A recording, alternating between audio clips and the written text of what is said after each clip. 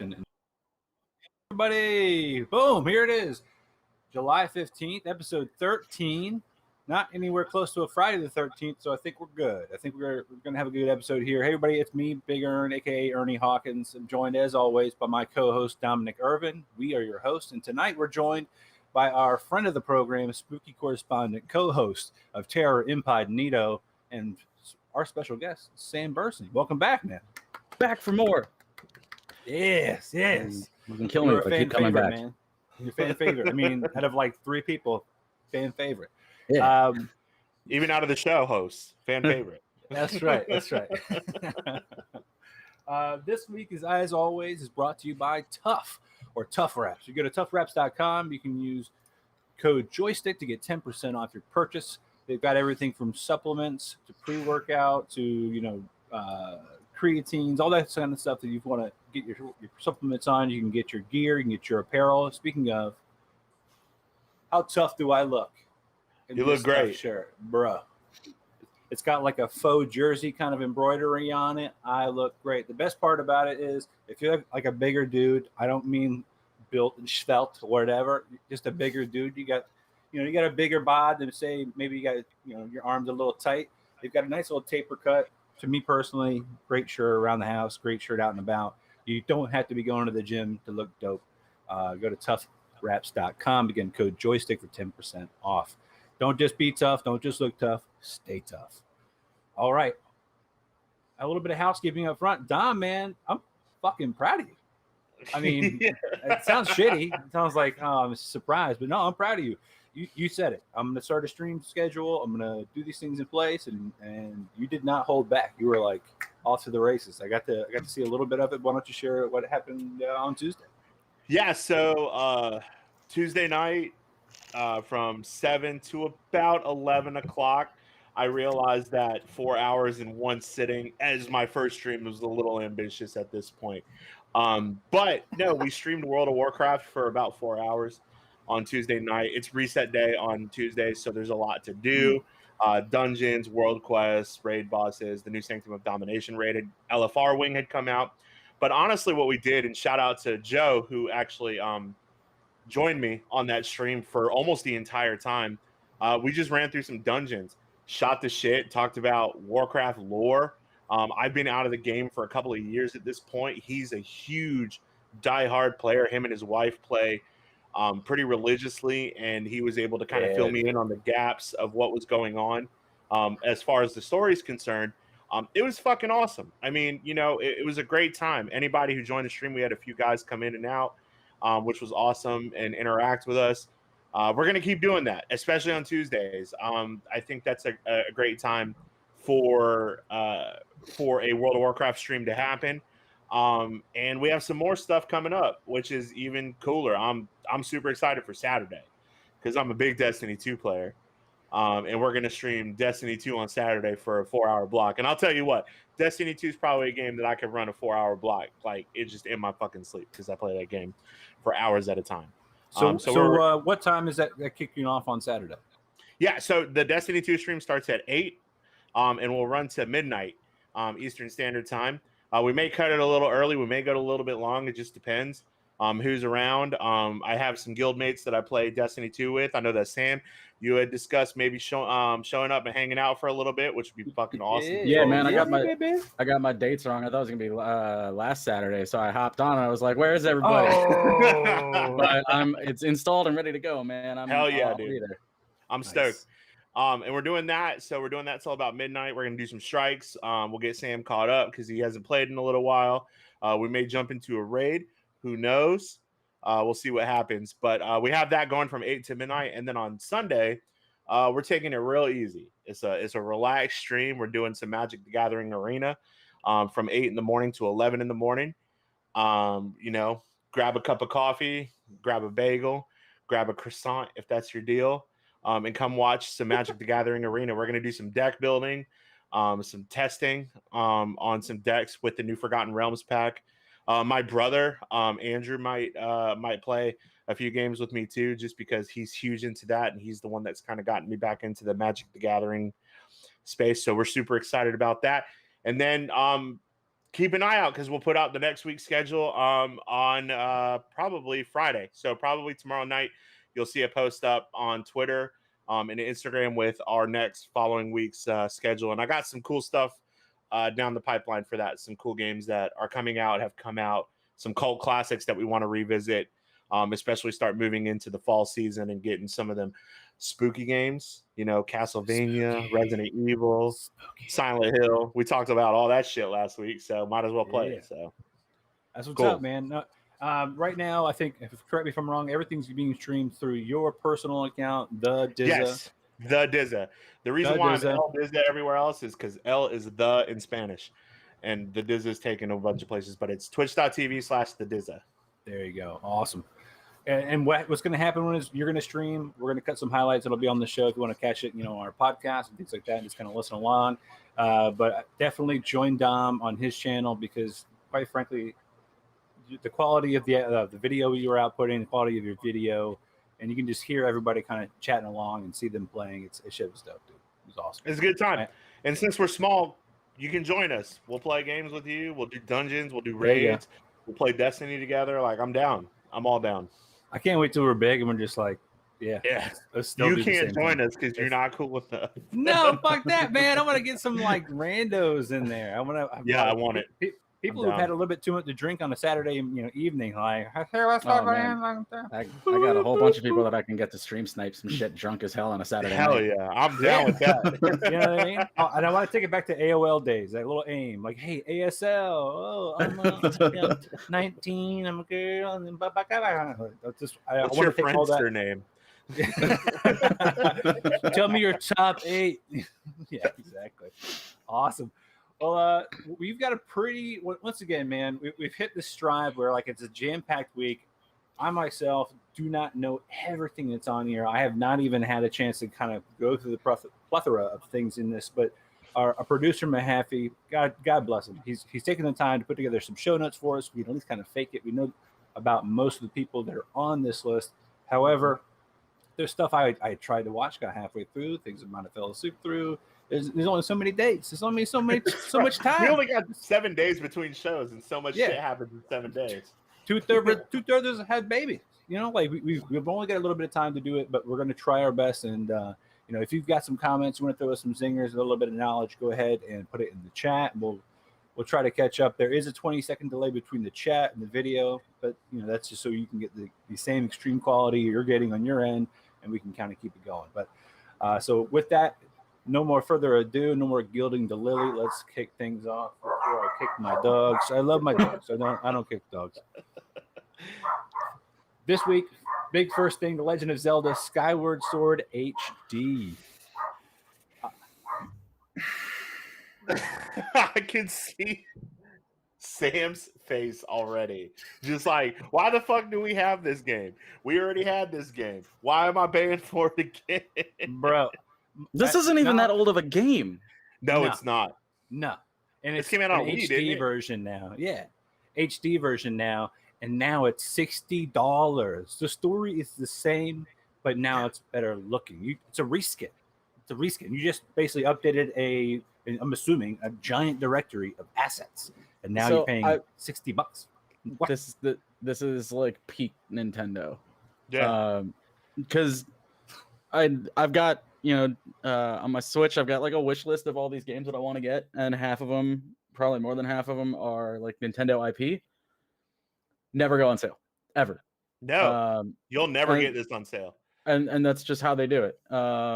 Like Street. And the other thing that bugs me about Nintendo is even if a game's available elsewhere, like Steam, and it's on sale, because there was a bunch of stuff that I have wish listed on both platforms that like went on sale for like Steam Summer Sale, full price still on Switch.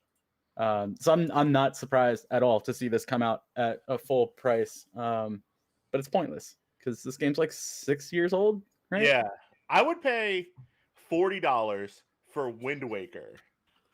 Like I would pay $40 for a Wind Waker remake because I never played it, but like I'm not paying $60 for a fucking Wii port.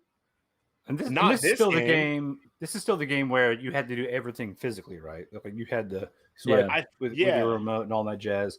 I take it back. It's 10 years old. Jesus. Okay. That game's 10. Skyward Sword's 10 years old. Came out in November Fuck, 2011. we're old, Yeah. dude.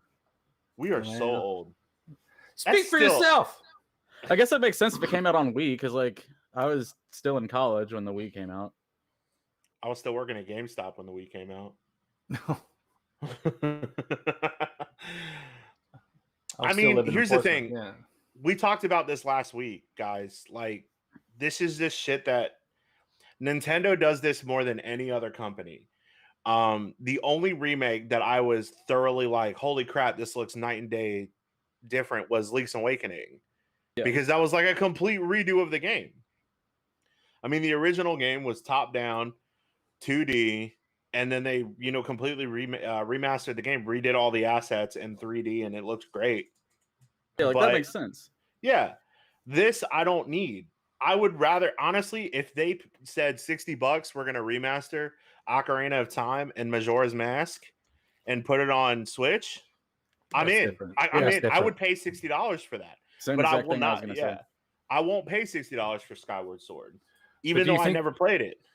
I mean, do you think there was actually that big of a pool of like fans that would want to see this game in HD? Whereas, like, Ocarina of Time in HD, that there is clearly a fan base there. I don't And with- actually with know anybody adult who- money. That Like would buy off the top of my head, if you held a gun to my head and was like, name 3 people that played Skyward Sword, I I couldn't. couldn't do it. I think it's easy for them. Like, that's the thing.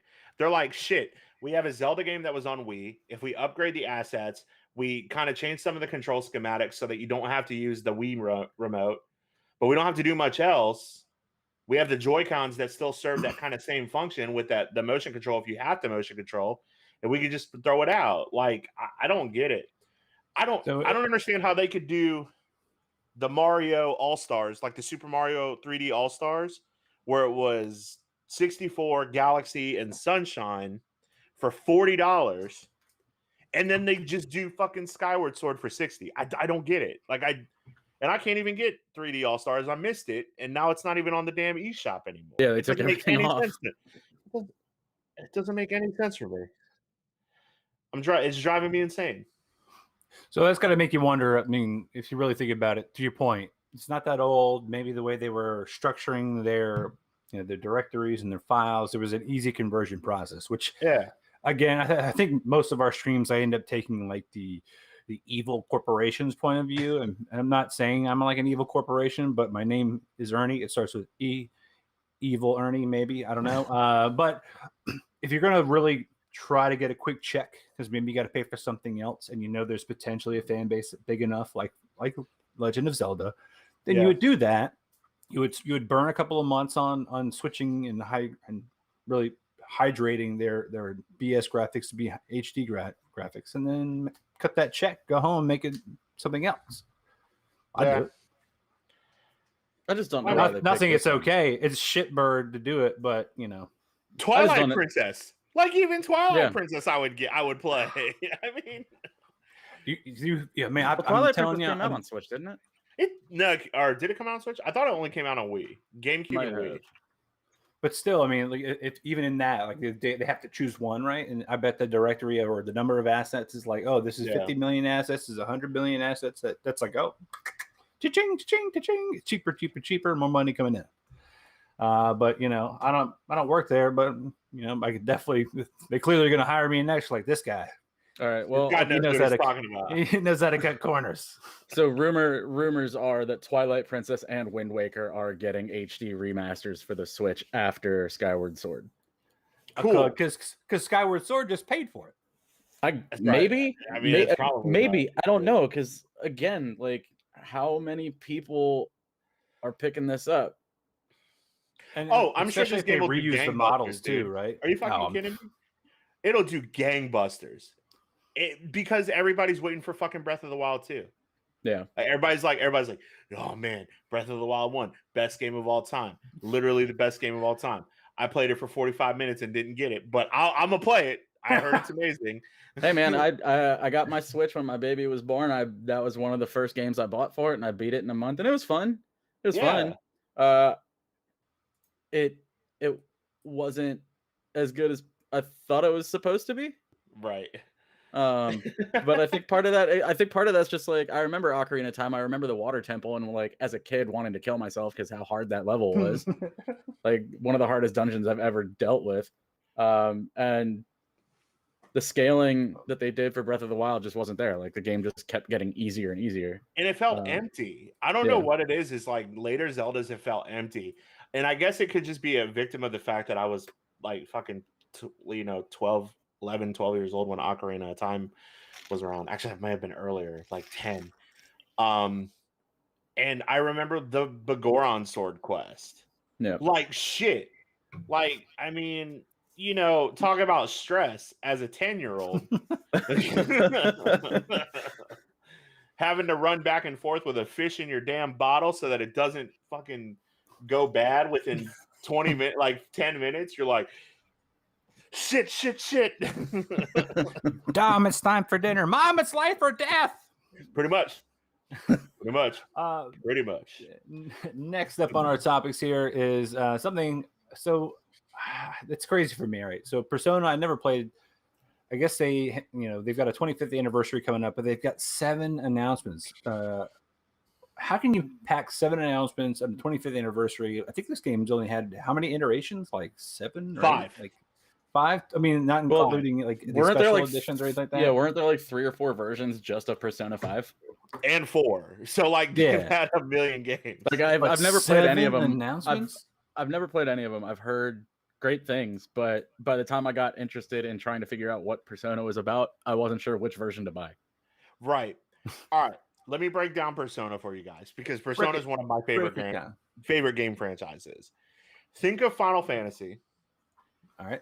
But you're a high schooler and all your teachers are trying to fuck you. You got me back. That's Persona. I'm in. Sign me up. I love the Persona games. I only played 4 and 5. I played a little bit of 3. Persona 4 had the Vita version, which is Persona 4 Golden. That was my first entry into the series. I loved it. Persona 5, I played that in Royal. Royal's the newest version of Persona 5, which was like the director's cut, if you will. Isn't there a golden version of 5 too? I think Royal is like their golden version of 5, but it might be like Royal Max or whatever the hell it is. They also have dancing games for all of them. Like there's music games and all that shit for Persona. What got me hooked on the Persona thing is the first boss, like the first guy that you have to. Persona 5 story is you're the thief of hearts, and you're going after people that have like a dark side of their heart, and you're trying to cleanse them of that dark side, and you're kind of stealing stuff from them, and you're a high school kid. But like the first guy, he's like an abusive PE teacher. It's so fucking weird, man. Like he's trying to like fuck one of the students, and then he's like also like he's like beating the shit out of his like volleyball students, and like you have to interview, like you're trying to like build friendships and relationships throughout the game, and then like you have to interview his students and be like, hey, like what actually happened? And like the kid's like, well, nothing. But you're like, hey, but serious, like what actually happened? He's like, well, he beat the shit out of me because I missed the ball. And I'm like, damn, that dude sucks. And then you have to like go fight him in his castle. And his a PE teacher has a castle? In his castle? No, but it's in his mind. The PE teacher has a castle in his mind, and in his mind, he's wearing a crown and like a cape and fucking boxers, and that's it. Shit's weird, bro. I'm telling you, this shit is so cool. You know what? You're doing a terrible job explaining. You bust my balls about trying to explain Eastern culture games. You just definitely gave an Ernie explanation of this fucking game. So Ernie, as another person who doesn't know really anything about these games aside from what we just learned from Dom, what do you think these 7 announcements are going to be? I'm guessing it's going to be Persona 6 and its 7 special editions all on the same day.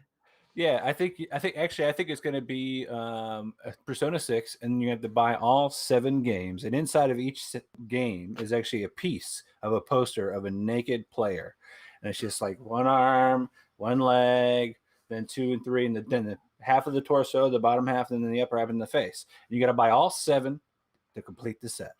That's the only thing I can think of. And you can't beat the game unless you have the whole set. Yeah, I mean, you're not fucking far off. Like, I'm not gonna sit here and say you're way off base. This game is completely like I wouldn't put it past them to be like, yeah, you gotta collect the seven pieces of the game so that you can see the naked chick.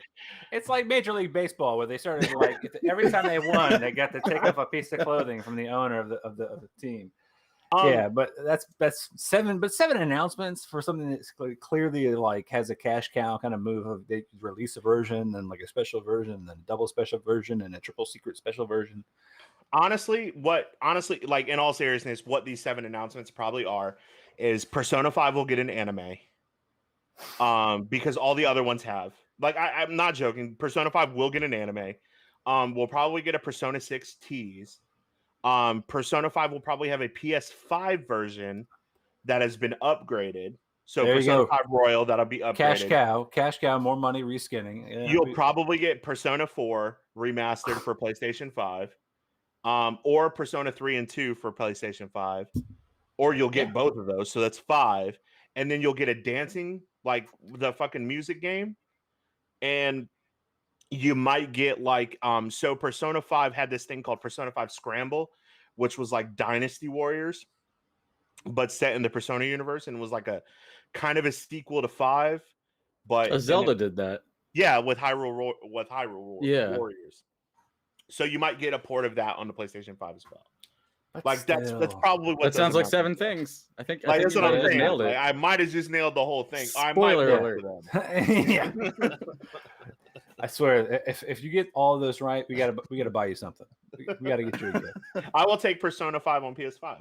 Yeah, I'll buy you any of the copies of that game you want if you got all of those right.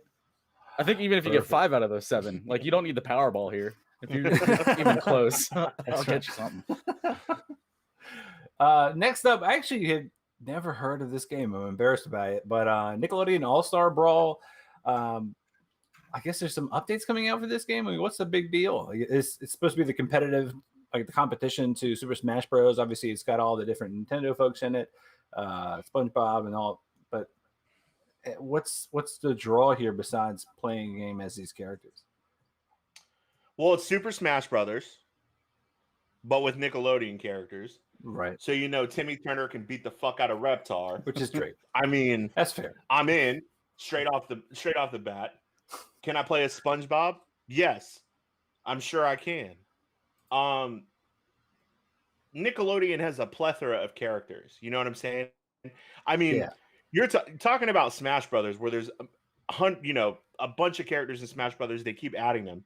You take the Nickelodeon universe, and I've looked at like kind of screenshots of the game and all that.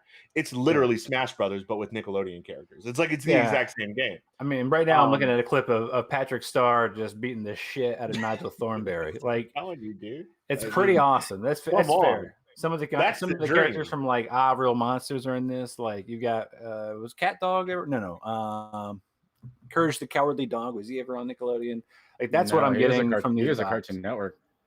So you have the list. So here's the list of characters that have currently been announced. Helga from A. Arnold, Danny Phantom, Sandy from SpongeBob, Zim from Invader Zim, Nigel Thornberry, Michelangelo from the Ninja Turtles, Leonardo from the Ninja Turtles. I think that's them just phoning it in at that point. Yep. SpongeBob from SpongeBob, Patrick Star from SpongeBob, Reptar from the Rugrats. I'm a Reptar main. Let's just point that out there. Lincoln Loud from the Loud House, never heard of it. Lucy Loud from the Loud House, never heard of it. Oblina from All Real Monsters, and Powdered Toast Man from Ren and Stimpy. Powdered Toast Man would be awesome. Oblina, she basically was like a candle. She was like a walking stick, but just with eyes and hands. Hell yeah! I'm a little disappointed they added like the Ninja Turtles. Yeah, like why? Yeah. If you're gonna add all these characters, why are you gonna put actual characters who have their own fighting games in it? Where's my ethnic representation? Why can't I get fucking Gerald from fucking Hey Arnold, dude? I don't get a black guy in this. I mean, Sandy's brown, but she's a squirrel. Just fucked up, dude. I'm saying Nickelodeon. Nickelodeon's not woke. Get it together, man. What year is it, Nickelodeon? Yeah. Also, Next up on our Turner from the Fairly Odd Parents. I mean, I guess he's always got those, the fairies with him. So, like, can't he kind of like just crush everybody? All I'm saying is I'm playing this game. There you go. So Ghostwire Tokyo, I guess supposedly PlayStation 5 is losing exclusivity on Ghostwire Tokyo. And I guess it's due to a timing thing. So the release date's been pushed back because of that pushing. It's not the exclusivity was really around the timing. So because of that bump, they are losing exclusivity with the game, which is fine. I think it wasn't going to be exclusivity forever, right? It was just going to be like, hey, this is on PS5 only. Yeah, they had a 1 year months later you're going to come out. Yeah, so like I don't think it's too terrible that that's happening. And granted, for PlayStation, who we've talked about for several weeks now, is like they're making moves, buying up smaller shops, they're trying to compete with Xbox Game Pass. That's definitely a big thing for them, because when you lose those exclusivities, you'll lose the reason that people buy your console only. Well, Microsoft is the main reason why they lost it. Yeah, because Ghostwire is published by Bethesda. By Bethesda, yeah. And they've got another game they still have the exclusivity for. Isn't it Deathloop? Yeah, so they've got Deathloop, but that's also published by Bethesda. Yeah, it's an arcane game, I thought. Yeah. So it makes you wonder, though, if there's any if they had just bumped it a day, if there was any kind of clause in that contract to be like, we can skip and run. I mean, Microsoft has historically been pretty ruthless, so I wouldn't assume that would happen. But how big of a bump was that change? I didn't get to see the difference in the days, but you could guess that it was enough to be a problem. 2021 to 2022. I mean, Deathloop is still scheduled to come out in September, so they're still on time. But that's a 1 year exclusive. But if that game gets delayed, who knows? Because at this point, Bethesda is all in with Microsoft because their stuff's hitting every platform on the same day. That's crazy. Well, Deathloop just had a state of play as well, so I think that it's still gonna come out in September. So I got a hot take. All right, I want to get your guys' take on this. Give me that hot take. This shit drives me insane. I'm fucking tired of video games that have really awesome trailers, and then they get into the gameplay, and you're like, man, this looks fucking nothing like the game trailer. What up, Cyberpunk? So Cyberpunk is a great example. What up, every game since we've been playing games? No, what are you talking about? Cinematics versus actual gameplay? I haven't played this game because it looked boring as shit. Even though you get to be Norman Reedus. Death Stranding plays exactly the way it looked when they demoed it. So I will give them credit where credit's due for that game. Like, that game plays exactly the way it looks. Look at the trailer for Ghostwire Tokyo, and you're like, man, this is fucking cool. It's like spooky Tokyo ghost shit. It looks awesome. And then you look at the gameplay, and you're like, it looks like Dishonored.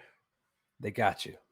But like lower res. And I'm like, God damn it, man. Like, I want to really like shit like this. And I'm tired of getting punked.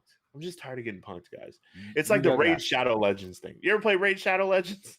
Raid Shadow Legends trailers are of the caliber of Blizzard Entertainment World of Warcraft trailers. And then you get into the game, and it's a goddamn just simulated bullshit ass game. I'm just tired of it. I'm tired of it. No, man. At least in Warcraft, they've been doing it for 20 fucking years, so all right, the game's not going to look exactly like the trailer, but the story beats are there. The Destiny games, all of the trailers for Destiny have looked like the game. Halo, all of the trailers for Halo look like the game, except for Infinite. Infinite trailer looked really great, and then they showed gameplay, and everybody was like, yeah, this looks like fucking Halo 2. So they had to delay it a year. But but they'll fix that. Right. I don't feel like, and I think that's like part of the argument of, okay, show us the game in engine as opposed to showing us a pre-rendered trailer. That's that argument right there, is that, hey, you're not representing your game. Well, part of it also is you're getting these trailers, because a lot of these trailers are all alpha footage, or they're custom built before alpha's even done. And I think like not to like harp on it again, because I played it and the game was fun, I guess, when it worked, but it looked like crap and there was a bunch of bugs. But like Cyberpunk might have been the straw that broke the camel's back because everybody was hyped about this game. And I don't know if it was because it's CD Projekt Red or if it's because it's Keanu Reeves or a combination of the two, or just because Cyberpunk's in right now. But I feel like that might have been the game that's kind of pushed everyone away from pre-orders. Oh yeah, like because I haven't pre-ordered. There's a bunch of games that I'm hyped on that I will not pre-order, and I won't even buy on release day. Between Cyberpunk and No Man's Sky, and I know the team behind No Man's Sky has worked their asses off to get that game to where it is now. And I went back and played it a few months ago, and it's awesome. Yeah, but that took 5 years. Right. Like Sean Murray has been like fucking living in a cave, coding on No Man's Sky for 5 years to get that game to where he said it was going to be 5 years ago. So it's hard for me to take trailers seriously anymore unless like the game's release date is imminent. Right. Yeah. That's fair. I feel like I'm getting fleeced at this point. Like I know what to expect if I see a Final Fantasy pre-rendered trailer. I know what that game is going to look like.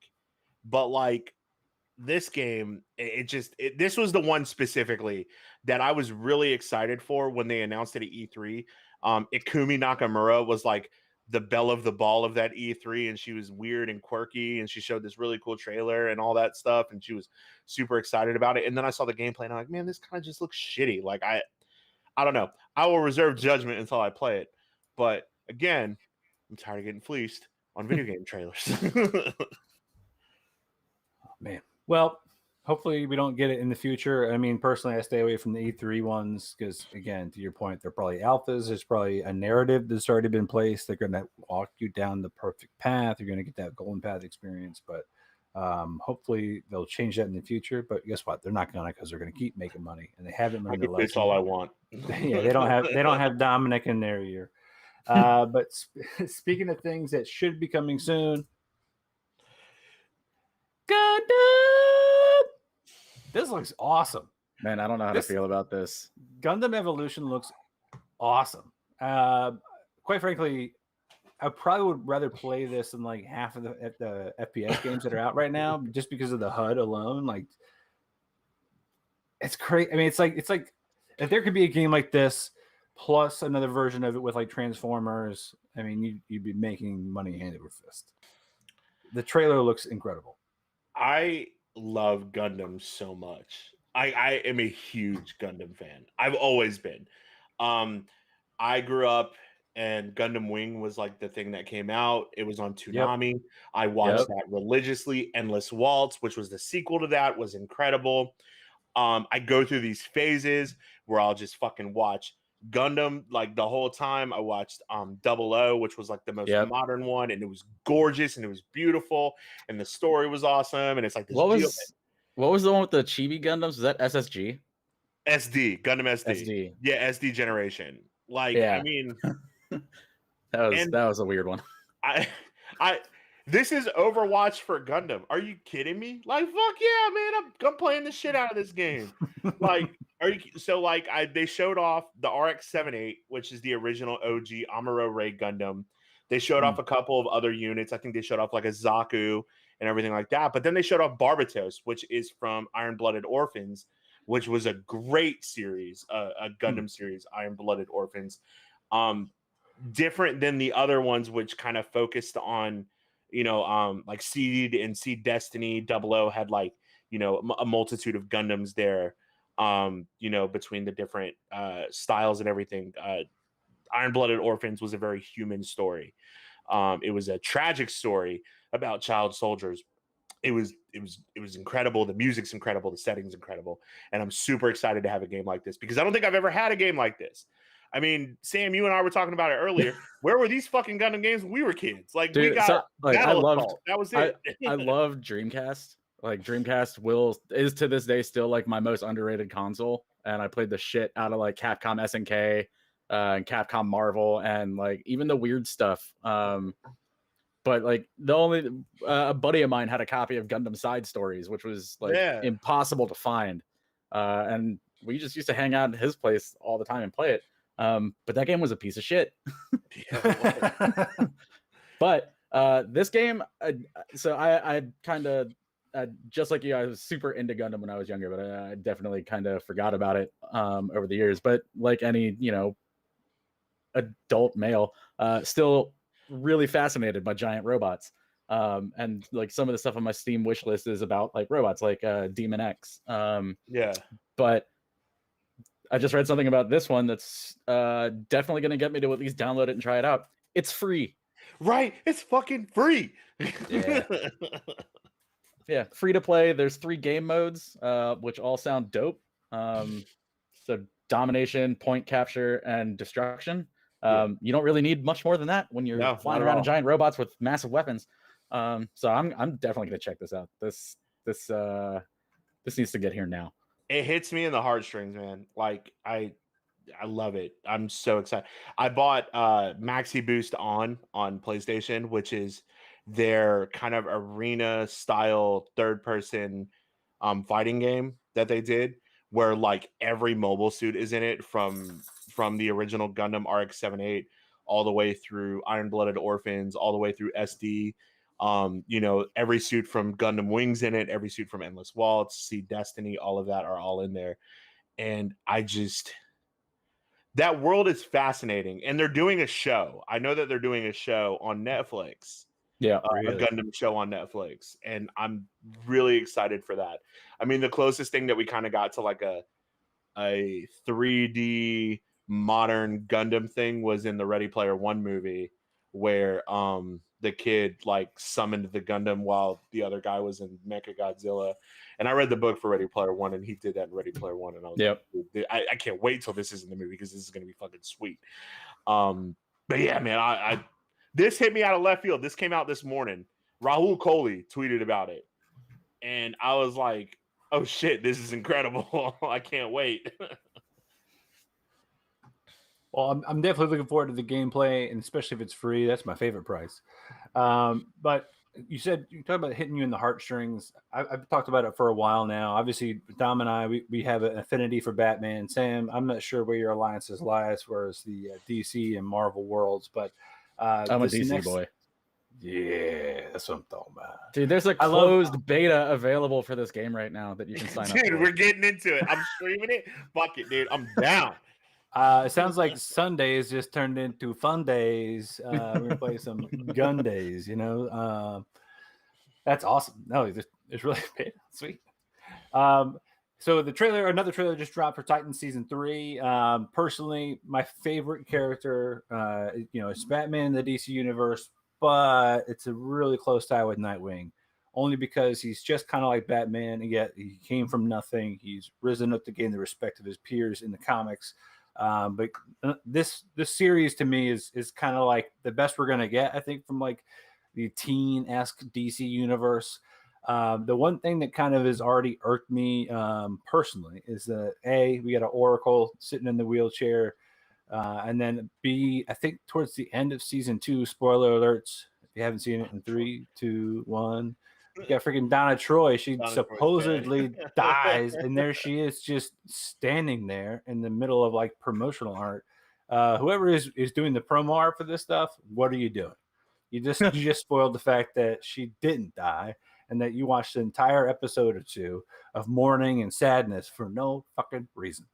But did you see her in the trailer? No, I don't think Donna Troy was in the trailer. This looks like she's got a really new bad outfit though. I know this looks like a really bad Photoshop job. So I don't know what the fuck the art department in DC is wild. Doing. But I think honestly, I think it's a hodgepodge. So I saw 3 different panels. There was 3 different sets of characters and across 3 different panels. I think somebody just took all of those and spidered them all together, and that's what we're seeing here. Because oh my god, Barbara Gordon was way back in the background, which is why she's probably so blurry up front and that kind of stuff. However, I don't know how far there's going to be a jump between season 2 to season 3. If Barbara Gordon is now in that wheelchair, if we've got Red Hood, I'm interested to see what kind of liberties they take with the source material. At the same time, like, again, get it together. She was in the promotional art for sure, and she was right front and center of like a third panel, and I was like, dude, she died. She died last They time. don't do that with Aqualad because Aqualad kicked the bucket in fucking season 1. So, I mean, well, I'll tell you what, looking though. forward to it. Yes, Barbara Gordon is Commissioner Gordon in this, which is fucking outrageous. I'm super excited about that. It looks like they're doing Death in the Family, but like a hybrid version of Death in the Family, because in the trailer, if you watch the trailer, the first part of it is Jason Todd. He's at Amusement Mile, which is a landmark in the DC universe with the Joker. And then you see him and he freaks out because he sees somebody that's affected by the Joker gas. But then you see what looks like the Joker laughing, beating a body up with a crowbar. We all know that's what happened to Jason Todd. You know, then he was essentially dead. Talia al Ghul threw him in the Lazarus pit, and then he became the Red Hood. It looks like they've nailed the Red Hood, which is amazing because he like walks in on the criminals that are all in the warehouse, and they're all kind of like, you know, conspiring, and he walks in and he fucking just starts popping shots off, and he's like, Gotham is mine. And I'm like, all right, I buy this Red Hood. I'm really excited for it. I'm interested to see the dynamic between Dick Grayson and Barbara Gordon, especially since Barbara Gordon is not playing the Oracle character, as we know, but she's Commissioner Gordon. I'm excited. The production value for Titans has always been shitty. They've never had any money behind it because it's kind of this new thing. I'm hoping that they kind of up that production value there. Nightwing's suit looks incredible. Starfire looks incredible. I don't like the eyes for Red Hood, but I understand that they had to do that for Red Hood. I'm not a big fan of the big, like, wide white eyes, but they got the look down. I mean, he's wearing the brown leather jacket, the red hoodie, and all that stuff. So exciting, and it comes out soon, like August 12th. Yeah, it's right around the corner, so I'm definitely looking forward to it. The main character I'm kind of curious about is Vincent Kartheiser, who plays Jonathan Crane, aka Scarecrow. Pre-COVID, I was on vacation with the other half, and we happened to run into him in the hotel and didn't tell us what he was working on. He looked razzle-dazzle frazzled. So if he looks any similar to the picture we got with him to this show, I'm going to know that we saw him when he was filming for this season. Awesome. And I'm going to lose my fucking That's so cool. Awesome shit.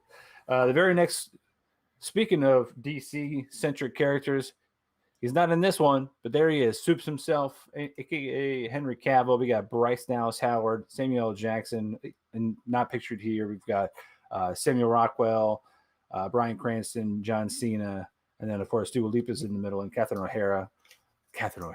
She's a class act, man. She's a class act. If you don't watch Schitt's Creek, you're doing a disservice to yourself, Kevin. But no, evidently they're in a new spy franchise coming to Netflix, directed by Matthew Vaughn. So that should be fun. I mean, you got some pretty nice stars here. Dua Lipa, I could do without. John Cena, no offense, until I see Peacemaker. Tell me how he was in Fast 9, Dom. I don't know. Did John Cena make the movie for you? I don't understand why he was in there. No. You know why he's in there, because his biceps are bigger than his brain. This is Dua Lipa's first movie. It is Dua Lipa's first movie, yeah. Well, I mean, she's got star power, man. If you want to get the younger generation on board, you lasso that lass and get her on the show. Did you know Bryce Dallas Howard is actually Ron Howard's daughter? Didn't know that. Yeah. Didn't know that at all. And then I saw a Father's Day post, and it was like, yeah, and then it's, Richie Cunningham for fucking Happy Days. And I'm like, oh shit, that makes sense. She directs movies and she's a redhead. Yep. You know my favorite actresses that gets mixed, not my favorite like because she's so great, my favorite because she gets so pissed off about it that gets mixed up with her is Jessica Chastain. It's the They're identical. Hall, They're the same. event. It's what we were talking about earlier. Like I love how angry she gets at it. I mean, even on TikTok, she takes to being like, "Oh, do I have like a whole career of like 45 plus films and movies and TVs? And yes, you still fucking confuse me with her? Yeah, you're an asshole." It's wonderful. Keep pissing off Jessica Chastain. Unless you want to come on the show, then stop doing it. Have they ever been in the same place at the same time and confirmed that it's not a body double? I can neither I- confirm look, nor deny. I'm getting to the point now where this is a lot more than just like random coincidences, that you have multiple people, actors and actresses, that have like doppelgangers that are also actors and actresses. Like once or twice is okay, that's a coincidence. There's like 30 of them. And Yeah. I believe that this is like Hollywood casting some like very, very bizarre Andy Kaufman ruse. Like there's no other you're right. no other explanation. You can't tell me I might not be in this movie. Henry Cavill and I look so Right. similar. It's like looking. I can't even Lean look back at a the little mirror. bit. Lean back, cock your head to the side and smile. Yep. Yeah. What up, Henry Cavill? I didn't know I was talking to you, man. Oh, All the time. jeez. Hello, I'm Superman. Blah blah blah blah blah. I mean, it's to your point. I think that we got another doppelganger coming up, so I definitely want to save that. But no, I mean it never ends. It never ends. It's and hard Dua to buy Lipa, Henry Cavill she could on be a smart anybody. movie. Well, it was the guy from what is it? The guy from This Could Bother Me. He was in the movie with Armie Hammer. What was the name of that mother trucking movie? Oh, fuck, I can't remember. Armie Hammer eats people though, so he's been canceled. Shit, I know what you're talking about. It's a remake. It's an old movie that was released. Yes. Was it The Man from Uncle? The Man from Uncle, yeah. Man from Uncle. Thank you. Jesus Christ. As soon as you said remake, Yeah. I was like, that's the only thing I can think of. Because that Man movie from that was Uncle. like back in the 60s, right? Yeah, it's kind of a spy-ish movie, so maybe that'll work here. Fallout. Did you watch All Mission of them. Impossible? Yeah. It was really hard to buy Henry Cavill as a spy, and he's like fucking ripped Jack, and then he's like pumping up his arms. And he reloaded his arms. He was like, oh, these that are was out of- Henry these are out of Cavill, ammo. wasn't it? And just reloaded his arms to go fight once again. I do that now. It's the same Didn't he thing. get whacked in the head with like the lid to the toilet or something in that scene? Yeah, he did. That was a really cool fight scene. I forgot that was Henry Cavill. Also, his pocket suddenly appears on his shirt. Watch the movie when he does the fucking pump. A pocket suddenly appears on his dresser. I'm like, I mean, what is going on here? That's the reason why we could have be magic powers, man. Could be magic powers. It's the same move when the Winter Soldier gets his arm taken off by a Kuye, and all of a sudden, not a Kuye, one of the members of the Dora Milaje, and all of a sudden he puts it back on and like it's does his arm wind. That's the same move. Like it's cool and all that they're doing that now, and like that's like I remember when he did it in Mission Impossible, it like became a big joke and everybody was talking about it. But let's give credit where credit's due. Jax from Mortal Kombat. Yes, like that was his move in those movies. And I watched the new one and I was very disappointed that we didn't see an arm pump. Didn't see it. That movie was good for two scenes: the first scene in the whole movie and the last scene in the whole movie. I could have done without the 2 hours in between. But give me Scorpion versus Sub-Zero in the beginning, give me Scorpion versus Sub-Zero in the end, and I'm good.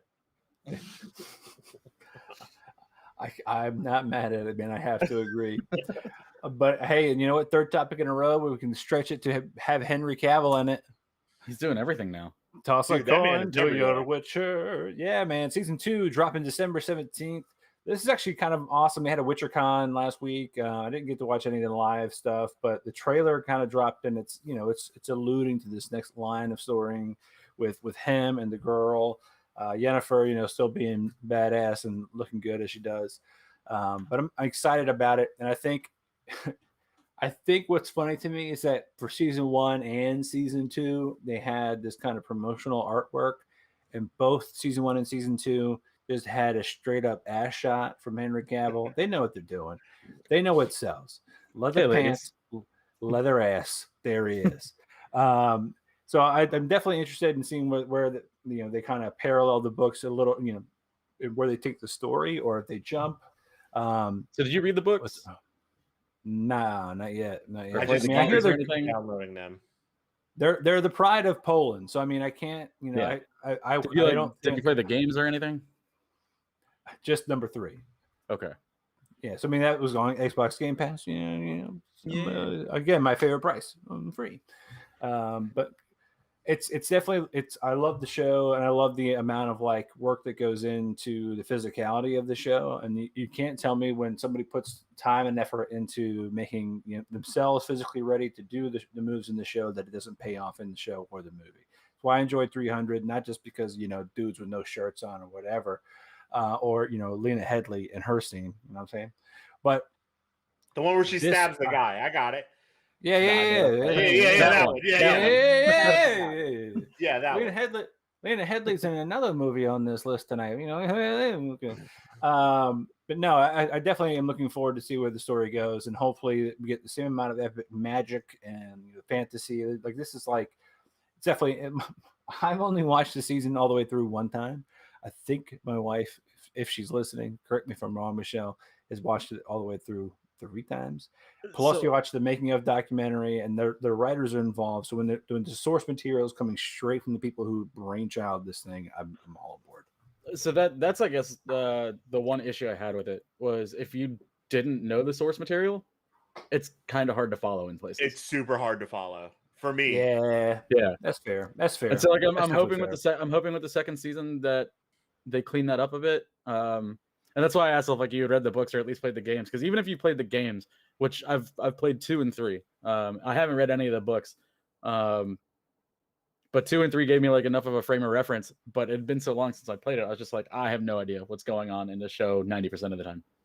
Well, my wife looked at me and was like midway through the first season and was like, "I love you."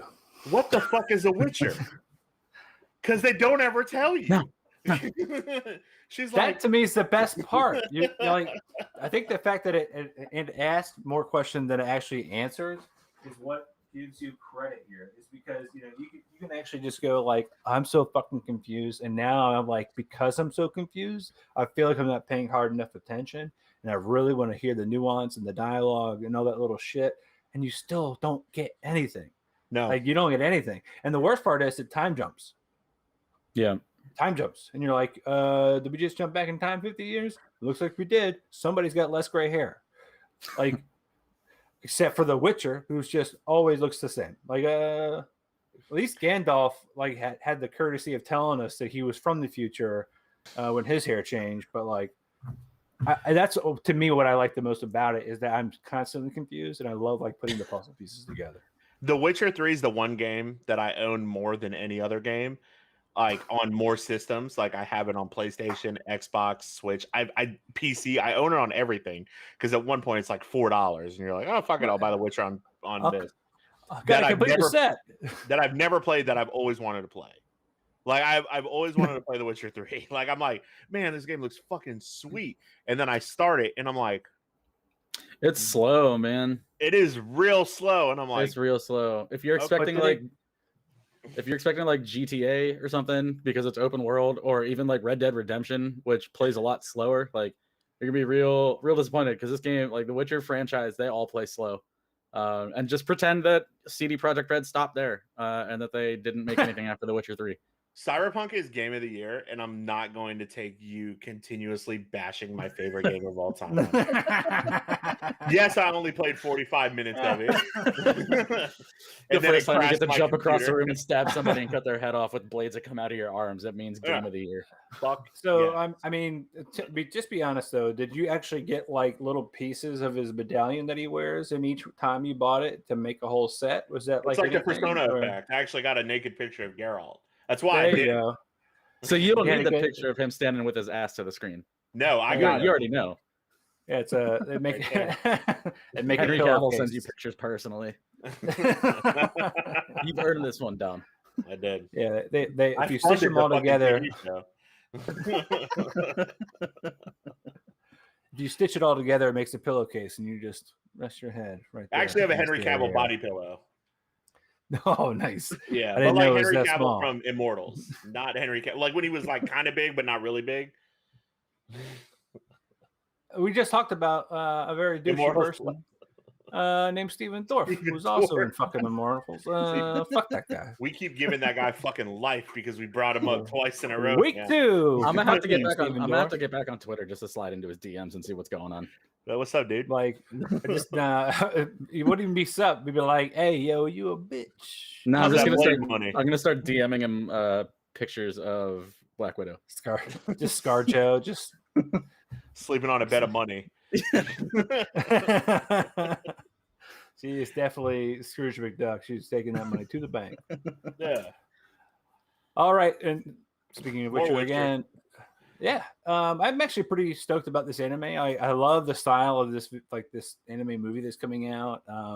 It's very, I mean, when yeah, exactly. It looks Everybody's a very little more chubby, a little more chunky, a little fluffy, but the action can still be there. The animation can still be great. It looks like Princess Mononoke. Yeah. Yeah. I love that. So like Okay. any kind of interaction with that, I'm gonna love it. And if it draws them, this is what I hope kind of is a better segue of like the lexicon and the storyline and the world of The Witcher as an in between, kind of like Animatrix, right? We talked about this last week, where Animatrix, granted all those different stories, but it gave you different pieces of the world around the main storyline. So hopefully this will do the same thing for us. Didn't they do the same thing with Clone Wars?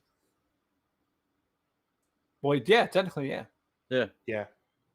So I mean, it's a cheaper alternative. Well, cheaper being relative because it's all millions of dollars, but at least this way we kind of get kind of this conduit that people can quickly digest, get the information we want, and still have some fun, and not necessarily waste a bunch of expensive dollars on special effects and things like that. So just tell me what a fucking Witcher is.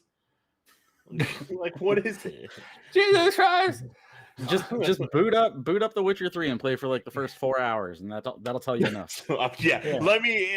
But it's before you even get through into the game. It's before you get through your first mission. It's just 4 hours of dialogue and walking around. Once again, I reached out to Henry Cavill and he did not respond. I think he might have blocked me on Instagram, so he could have told us. But there's one L in Cavill. Just make sure you have his Gmail spelled right. Actually, yeah, it's henry.cavill.superman@gmail.uk. Make sure it's gmail.uk. .uk, yeah, .bigassbitch.com. Not getting on this show. The next movie, I actually am really excited about because I don't know if you guys noticed this. It's a lot of people from the Fast and Furious franchise. You got The Rock, who plays Hobbs. You got Gal Gadot, who plays What's-Her-Face. And you got Ryan Reynolds, who is like the really shitbird kind of friend of The Rock in Fast and Furious 8 or whatever it's called, Fast 8, The Fate of the Furious. He just plays like a guy like, hey, how's it going? I'm your dad's best friend. He's like, no, you're not. He's like, yes, I am. And the girl's there. But I'm curious if this is just another one of those movies where like a studio has a contract with a set of actors and they gotta get one out or they can't cut the deal. And then is this the one that Netflix picked up? I believe so. Yes, it's from Netflix, coming out November 12th. The plot synopsis is basically an Interpol agent tracks the world's most wanted art thief. Directed by Ross and Marshall Thurber, who never heard of him. But hopefully it'll be good. I mean, you got these three, even if they're phoning it again, you're gonna get people to watch it. It's just to me, it might be a flavor of the week kind of film. You'll see it pop up on Netflix top 10 because everybody wanted to see it, and then you'll see it drop right the fuck off. So Netflix didn't have this originally. They picked this up after Universal and Legendary gave up because it was too expensive. Really? Well, look at who's in the goddamn movie. Because of The Rock. The Rock alone is because like The Rock is like the number 6 highest paid actor in Hollywood right now, and so he got $20 million up front for this movie. Doesn't he have his own production company as well? Like, I think so, yeah. Is it called The Rock Bottom? Fuck, it better be. No, the people's movies. Oh, it's definitely there you go. Oh, hell yeah. Yeah, it says if you smell what we're producing, is what it's called. Candy Ass Productions. You all know so much about The Rock. I love it. It just smell. Man, I still remember when he was Rocky Maivia and dressed in all the Hawaiian clothes. Again, we're all gonna watch it. Yeah, I mean, Ryan Reynolds and Gal Gadot are in it. This is one of those movies where I'm going to be like scrolling through Netflix, like, what am I watching today? Can't figure anything out, and I'm like, all right, I guess I'm watching this. Pretty much. I watched all the serial killer documentaries. I might as well watch them. Yeah. I now know way too much about murderers that I'm now paranoid about everything. At the same time, if any murderer to show up, I have no way of defending myself because all of those documentaries just tell you how to die better, not how to defend yourself. Like that's hey, this is the way you could die. Well, I'll choose that one. Thanks. Speaking of Ryan Reynolds, this was great. This was a great 4.5 minutes of just Korg, Taika Waititi voiced, and Ryan Reynolds Deadpool watching a trailer for Free Guy like it was a reaction video on YouTube, and just the two things here where obviously Deadpool lives in the Marvel universe that's not really attached yet where mutants exist, but also doesn't even exist in the X-Men universe technically, where the X-Men exist. And then there's Korg, who's in the MCU. This nice little like, will they, won't they ever be on the screen together while we're having things happening in Loki, which we'll get to in a second. But just the back and forth that Korg is still like, granted, Taika Waititi probably had about 75 takes for every single line he said because he realizes he's a digital character and all they got to do is just let him talk. This was great. I enjoyed every fucking second. Dude, it's so cool. Do either one of you get the sneaking suspicion that this like fake reaction trailer is gonna be better than the actual movie? Free Guy looks really bad. It looks like 6 different movies that were made 15 years ago all smashed together, starting with like the Truman Show and Pixels with fucking Adam Sandler. If you haven't seen it, and I realize there's going to be a person in this film that somebody on here might not enjoy, but if you haven't seen it, Boss Level was a movie that had Frank Castillo as the main character who lives in a video game world, but not quite really. He's basically stuck in a time loop-ish thing, and the villain is Mel fucking Gibson. And again, we brought him up last week. Old Gibby. Yeah. Antics ensue. I'm just saying, if you want to feel some catharsis and just watch Mel Gibson die, spoiler alert, that's how most movies end. The bad guy loses. But it was fun, and then I realized that Free Guy is kind of that. I legit thought this movie came out already 5 years ago. This is how I know we live in the Matrix, because I swear to God, there was a movie that was this concept that came out years ago. Like, it's called Ready Player One. Not even that. No, I thought there was like a movie where a dude in a video game became self-aware, and I thought it was fucking Ryan Reynolds. And then I realized I think this movie's been in production for a really long time. Yeah. I also feel like this is the kind of thing that he's doing to just like get some money to pay for something else. Or like what he did to make Deadpool in the first place, where like he owed somebody, he did a favor for like one studio or something so that he could get his movie made afterwards. Like, you're gonna do Free Guy. Because like what I mean, why else is he gonna show up as like an MCU / Deadpool teaser, right, to do a reaction video for a Ryan Reynolds movie? It's because the only thing people want to see is Deadpool. Like, no offense to Ryan Reynolds, he's fine in his own right, but he's killing it. He was a good Hal Jordan. Killing it. Okay. He's a busy man these days too, though. So keep cashing them checks, homie. Yeah, man. I ain't mad about it. I wouldn't be mad about it. Hey, Blake Lively, keep him busy. You know what I'm saying? I have a type. Anyway, Tomorrow War is supposedly already in talks for part 2, which again, why? I enjoyed the movie. I didn't. I hated it. It was. I didn't watch it. I watched it. I watched it the day after. So I watched it last Friday. And that movie was the biggest piece of shit I've seen all year. Oh, that's hard to believe. That's hard to believe, sir. I'm trying to think what else I saw this year that could have been worse. That might be the worst movie I saw last year too, and there weren't even that many options last year. Wow, those big words. Again, this movie's been done. Damn. Like the conceit is interesting, but this movie's been done 100 times, and you can't like. This is the problem. Terminator. It's reverse Terminator. But this is the problem that I'm having with like Netflix and Amazon Prime, and Hulu to an extent, is these companies that are getting into the IP game as streaming services. Whereas like HBO, they do their thing, and their new content at this point is like TV shows. They're not going to put out their own movies really, but they will from time to time. But they've got the track record to back it up. A lot of these streaming services that are making these movies are just like throwing shit at a wall to see what sticks. And they're doing it by jamming as many well-known faces into it as possible. Absolutely. I think there's a lot of, and I hate to like really derail here. People listening, if you want to skip 3 minutes, you're fine. I think there's a lot of like deep data machine learning that's starting to happen at studios. Netflix did it with House of Cards. They actually they had a big white paper about it. They went through, all the different shows that people are watching, and they started looking at the things that overlapped, right? One of them, unfortunately, was Kevin Spacey. He was in a bunch of those films. The writer was always typically Andy Sorkin. Not Andy Sorkin, reverse that. Andy Sorkin, not Andy Serkis, not to be confused. Aaron Sorkin. Aaron Sorkin, not Andy Serkis. Yeah. Aaron Sorkin. The composer was always like Hans Zimmer, and then you get House of Cards out of that, right? Like, so and then again they did it again with Ozark. You get Jason Bateman. So I think there is definitely a smart way of using, the momentary person who's grabbing the audience and has a big hold on, and you're like, oh, I enjoy that person, I enjoy that sound, I enjoy that dialogue.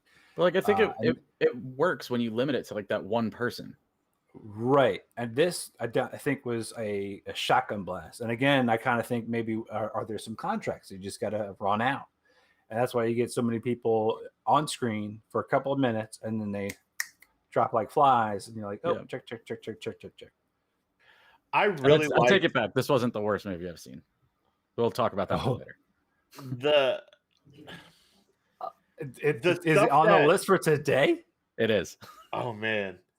I can't wait to I hear know what about it is this. because I fell asleep. It was, yeah, fell asleep.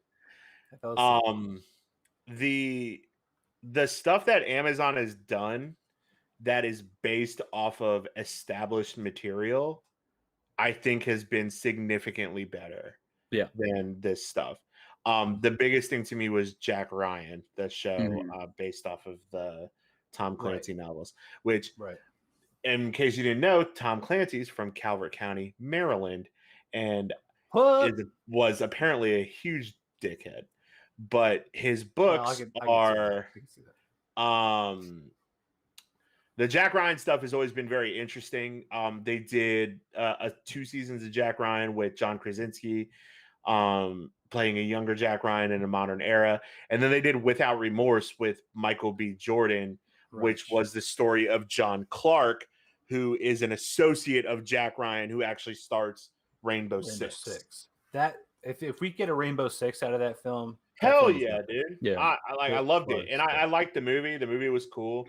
The TV show is cool. And like Amazon, I think didn't Amazon do Fleabag? Yep. Fleabag was fucking amazing. Yeah, Fleabag was really good. They did The Marvelous Mrs. Marple or whatever. Maisel. Yeah. Marvelous Mrs. Maisel. That won a shit ton of Emmys. Well, it's just like type, so. when Amazon takes itself seriously and tries to develop something that's like actually serious, I think it does really well. Like this fucking movie is like, hey, let's throw who's a real popular actor that has the name Chris. All right, well, there's Hemsworth, he's busy doing Thor. There's Evans, he was Captain America, and he's kind of taking a break. There's Pine. Nah, he's not big enough. And then Pratt. Yeah, people like Chris Pratt. He'll do anything. Let's just put him in a movie where it's like the Terminator, but not the Terminator.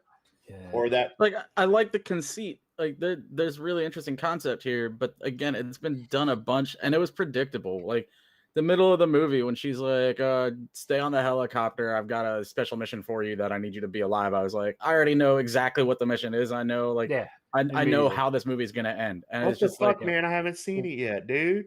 Well, hey, I'm not ruining anything else for you. Yeah, spoiler alert. It's Yvonne Straczynski or whatever her name is from Chuck. Again, great. I love to watch whatever she's in, except for the last season of Dexter. But this movie reminded me a lot of what was that Tom Cruise movie he did where Live, Die, Repeat. Yeah, It was Edge of Tomorrow, and then that. it got renamed to Live, Die, Repeat. Yeah. Okay. So like there was a big hint of that in this movie. I thought this movie was related to that, actually, to be honest. I will say Might the as well monster be. design was really cool.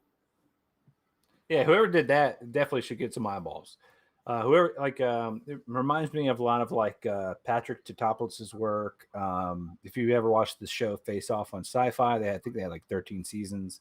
A lot of those big names are in there, but he's whenever you're watching a film and you see that Patrick and then a last name you can't pronounce for set design, or you're going to enjoy yourself. So, but I digress.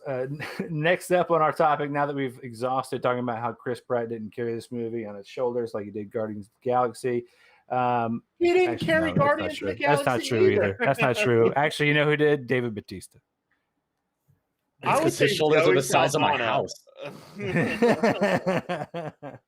And then, of course, the voice of Bradley Cooper. But I guess there's a bunch of Emmy nods. Like, this is a great little segue here. There's a bunch of Emmy nods. The Mandalorian, WandaVision, Falcon and Winter Soldier, Hamilton, Ted Lasso. What I like about these Emmy nods is they're getting away from the typical cable television or silver screen. It's a lot of things from streaming services. Not to brag, but I'm sure everybody's got the same thing I just got in the mail. It was like the Nielsen rating system wants you to try to sign up to be watched, and they've got to get on board with this new system. If the Nielsen rating system is now realizing they've got to start tracking what you're watching on what streaming service, then we truly have left this cable box provider behind. The downside is, if we're going to be really excited about a particular show or particular genre of shows, and they only live on one streaming service, and then you've got, say, 10 of them on 10 different streaming services, it will end up being more expensive than your regular cable provider. Right. And whether it's got commercials or not, it's still going to be expensive. And they got you by the short and curlies. If you think you're going to watch your show without any commercials, no, you're going to sit there. You're never going to be able to skip ahead. But having said that, I'm really excited and I'm happy for all the people that did get their nods. It's nice to have an Emmy season back that actually fucking matters. Dude, well, this shit. No offense to Schitt's Creek. They deserve all the fucking awards they got. That show has been great. Just finally got on Netflix and got a bunch of viewers, and people realized, like, holy shit, this is amazing. COVID still fucked up the Emmys this year, though, because there's a lot of shows that won Emmys that would not if production schedules didn't get absolutely ruined. So, like Succession, Ozark, Stranger Things, What We Do in the Shadows, none of that was eligible because all their production schedules got shoved out until like now, pretty much. So I think next year, Ted Lasso makes sense. That was, I would say, Apple TV Plus. I've watched 4 things from Apple TV Plus. I watched Ted Lasso, which that show, the fact, do you guys know where Ted Lasso came from? Ted Lasso came from a fucking commercial. It was a commercial for the Premier League. Vinny Chase? No, it was the character. Oh, you mean like the character Ted Lasso came from a commercial from Fox Sports where they got the premiership. And they're like, we're going to do this thing where we take Jason Sudeikis and we're going to give him, he's going to coach the Tottenham Hotspurs in the UK. And they did this fucking 2 commercials. They were both 4 minutes apiece and they were hilarious and they were exceptional. And then they made a TV show about it. And this is one of the most likable characters in all of TV right now. Yeah. That show hit me right in the fucking feels. The main team here is in Richmond, right? I think so, yeah. Not Richmond, Virginia, obviously. No, Richmond in the UK, yeah. Which, by the way, 2/3 of the podcast or 2/3 of this show live in Richmond. So of course I'm gonna fucking love this show. And it's why I love so much of the UK. You got like Norfolk again, places we've lived and things like that. But I digress. But Ted Lasso was incredible. Mythic Quest which you guys were like in the beginning of this when we started recording the show, you guys were like, "Yo, watch Mythic Quest," and then I watched all of Mythic Quest in almost essentially 2 sittings. I watched both seasons in 2 sittings, and I was like, "Fuck, this is like probably my favorite show right now." Yes. Was also out of this world, and then they did, and it wasn't a show, but they did the Beastie Boys documentary. Yes. On and like you're bawling your eyes out because fucking Adrock and Mike D start getting emotional about fucking Adam Yauch MCA, and you're like, man, this is really well done too. And you're like, well, Apple's $1 trillion company, so they can throw as much money as they need to get what they need to, right? And like, but the Emmy nods for the stuff, it feels like what this feels like is like shit that like I watch. Like, yeah, last year Schitt's Creek won everything. The year before that, I think Schitt's Creek won everything. The year before that, The Marvelous Mrs. Maisel won everything. Right. And it will next year when it comes back. Right, and it will next year when it comes back. Stranger Things will win a shit ton when it comes back. Like, I mean, but like, I love seeing The Mandalorian get a bunch of nods. I love seeing the Marvel shows starting. I love seeing nods. The Boys get nod for drama series. Right, yeah, right. The Boys. One of the Hanks is in there. I mean, we've got produced by Seth Rogen. What's his name? Who's the other? His partner in crime is in like Preacher and anyway, the guy that does it with him. Yeah, Goldberg. Seth Goldberg. I digress. It doesn't matter. But to your point, it's like we're finally starting to see the things that the I'll call us the underdogs, or how we view ourselves. The underdogs are finally starting to see all the things they like, get the props they should, versus like the art snobs or the film snobs, just that kind of push their nose up at everybody else. Like, oh, this is cinema, this is film. Like, no, man, this is entertainment at its best. Why did Don Cheadle get a nomination though for 4 minutes in The Falcon and the Winter Soldier? Is my question. Don Cheadle has a nomination for an Emmy as a best supporting act or guest appearance on a drama series, and it's for his 4-minute cameo at the beginning of Falcon and the Winter Soldier. Because 50% of things that would have actually taken that spot didn't get made this year. Like that's the thing. Like the Emmys this year, it's surprising to me that the Emmys still had this much stuff to choose from, considering how much stuff didn't get made.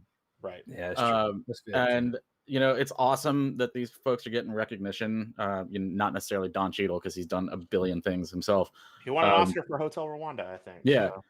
So like it's really cool to see like some of this stuff getting recognition, because in ordinary years, I don't think they would even get nominated. Yeah. Maybe Ted Lasso. So, I would say Ted Lasso would, yeah. Well, because I remember the morning show picked up a bunch when Apple TV launched. So that was the other one that I saw. I like that too. Yeah, so like I think the premiere stuff from these services are gonna continue racking up things. But how many Oscars do you think Tomorrow War is gonna win?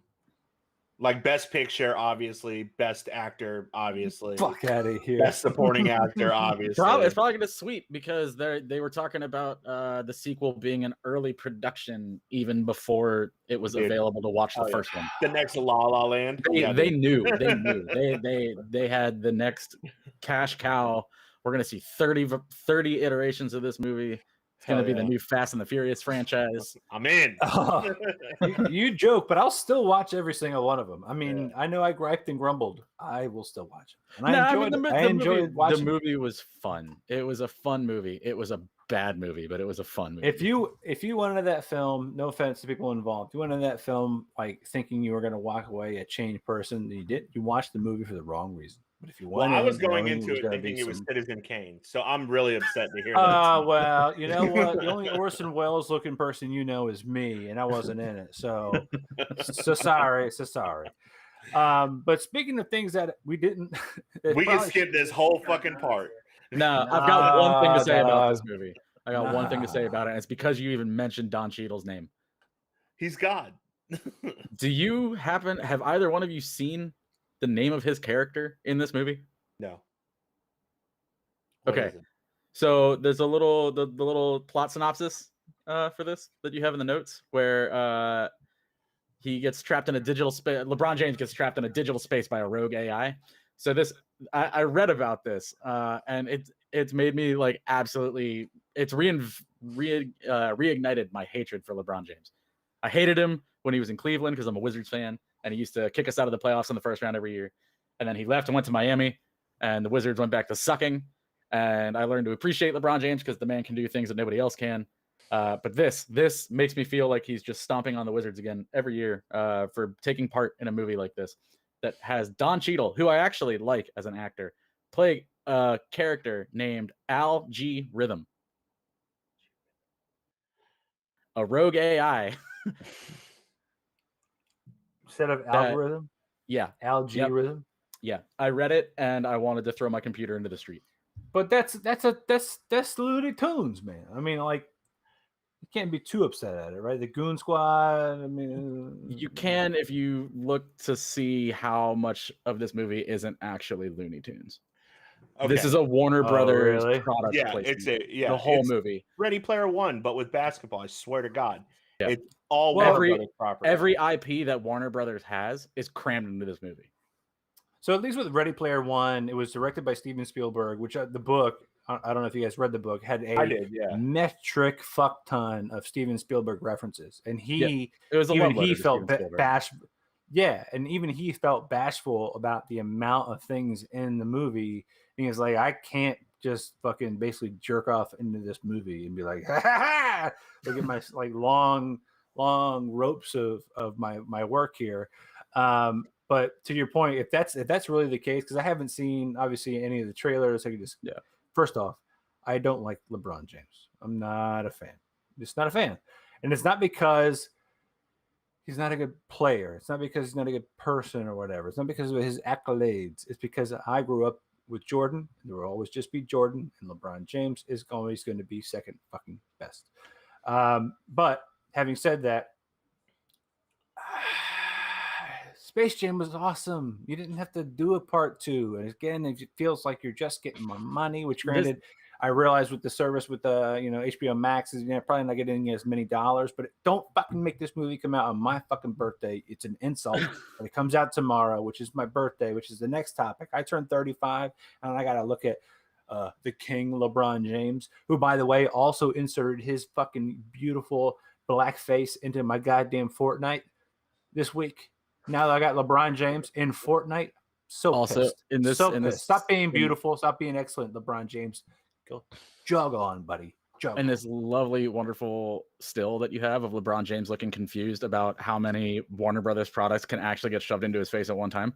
Let's just take a minute to appreciate it as a I'm just gonna say as a bald guy. Don't let this fake shit here fool you. They spent a lot of money resurfacing the top of that man's head. Do you think it's CGI? Do you think it's legit? Like this? No, I think it's like this weird powder that they just like shake onto his head in between takes. Oh, that's so weird. I bet it is though. I bet it crawls when he moves. Because he's got a nice bald spot starting up in the back.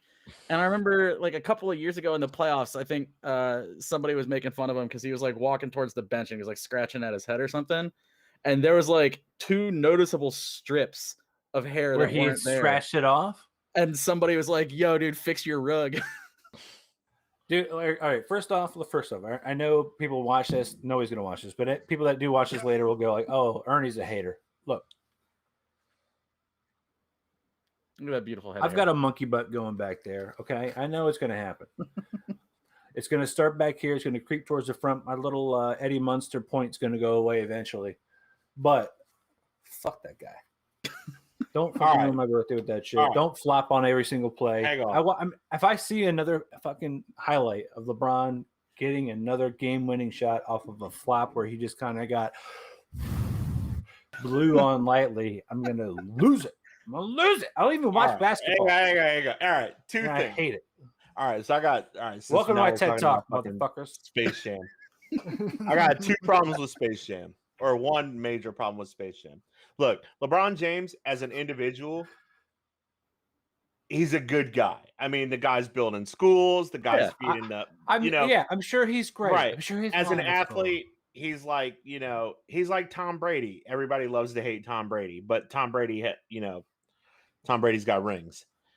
Hey, the magic of the original Space Jam was the Bill fact Murray. that Bill Yes. Murray was in the movie And Muggsy Bogues. and Muggsy Bogues was in the movie. But that's like And that's Larry what I'm trying to say is, Bird. like you had the whole premise of the Monstars, that they stole the essence of 5 NBA players that were in their prime. You know, Muggsy Bogues, Patrick Ewing, Larry Yep. Johnson. Like you had, and then like you had Michael Jordan, who went and played baseball and then came back and all of that. You know, that movie like speaks to you. You're like, man, this is really cool. You know, this is a really cool concept. Like they're playing for like Toon World and all that stuff. And then you have this movie, which like, again, it's a Warner Brothers cash grab. They're throwing all of their properties behind it. It's called the Goon Squad, which whatever. But I mean, what is it? Anthony Davis has a character in this that's called the Unibrow or some shit. It's like Anthony Davis as the Brow, which is his trademark nickname that he trademarked coming out of Kentucky.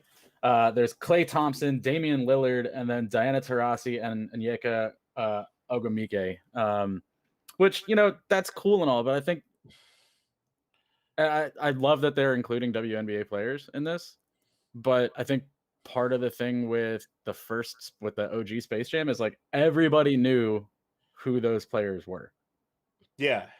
And unless you were a Knicks fan, everybody loved Michael Jordan. Right. Everyone. You can't say the same thing about any of these people. So what I'm hoping is, if nothing else, though, is that because this is a movie that I'm sure everybody's going to watch, it's got Looney Tunes in it, you're going to get family of all ages, right? Is that you actually get a little bit more shine on those WNBA players. Like if that really does come out of this, then it's worth it. It's worth the dollars. It's worth the price of admission. Because let's be real, WNBA, the Women's National Hockey League, like there isn't a lot of representation. And as a white male, I realize that this might sound like fucking, white privilege me to be able to say this, but that to me is probably the biggest thing that they probably could have done, and I'm glad they did do it. Yeah. LeBron James, putting my despisal of his athleticism and how great he was, and being 23 in the same age of him, he was in the NBA and I was doing terrible in college. Putting that aside, I hope that there is some blow off that actually goes into a positive direction and really brings a little bit more light to those female athletes. So yeah, way to bring it home, bud. Way to bring some positivity to us just shitting on LeBron James. I dig it, dude. I mean, I fuck with it, man. I've actually heard of ideas of like entire podcasts where like the entire podcast just starts off on a random topic and then somehow tries to spiral into how LeBron James is not as good as Michael Jordan. And I felt us go in that direction because I did it. I pushed us there, but I won't. I'll finish off by just reading the synopsis. Superstar LeBron James and his son Dom get trapped in digital space by a rogue you're AI. in this movie? Yeah, I'm in this movie. I'm LeBron James' son. I'm Dom James. Dom James! To get home safely, LeBron teams up with Bugs Bunny, Daffy Duck, and the rest of the Looney Tunes gang for a high-stakes basketball game against the AI's digitized champions of the court, a powered-up roster called the Goon Squad.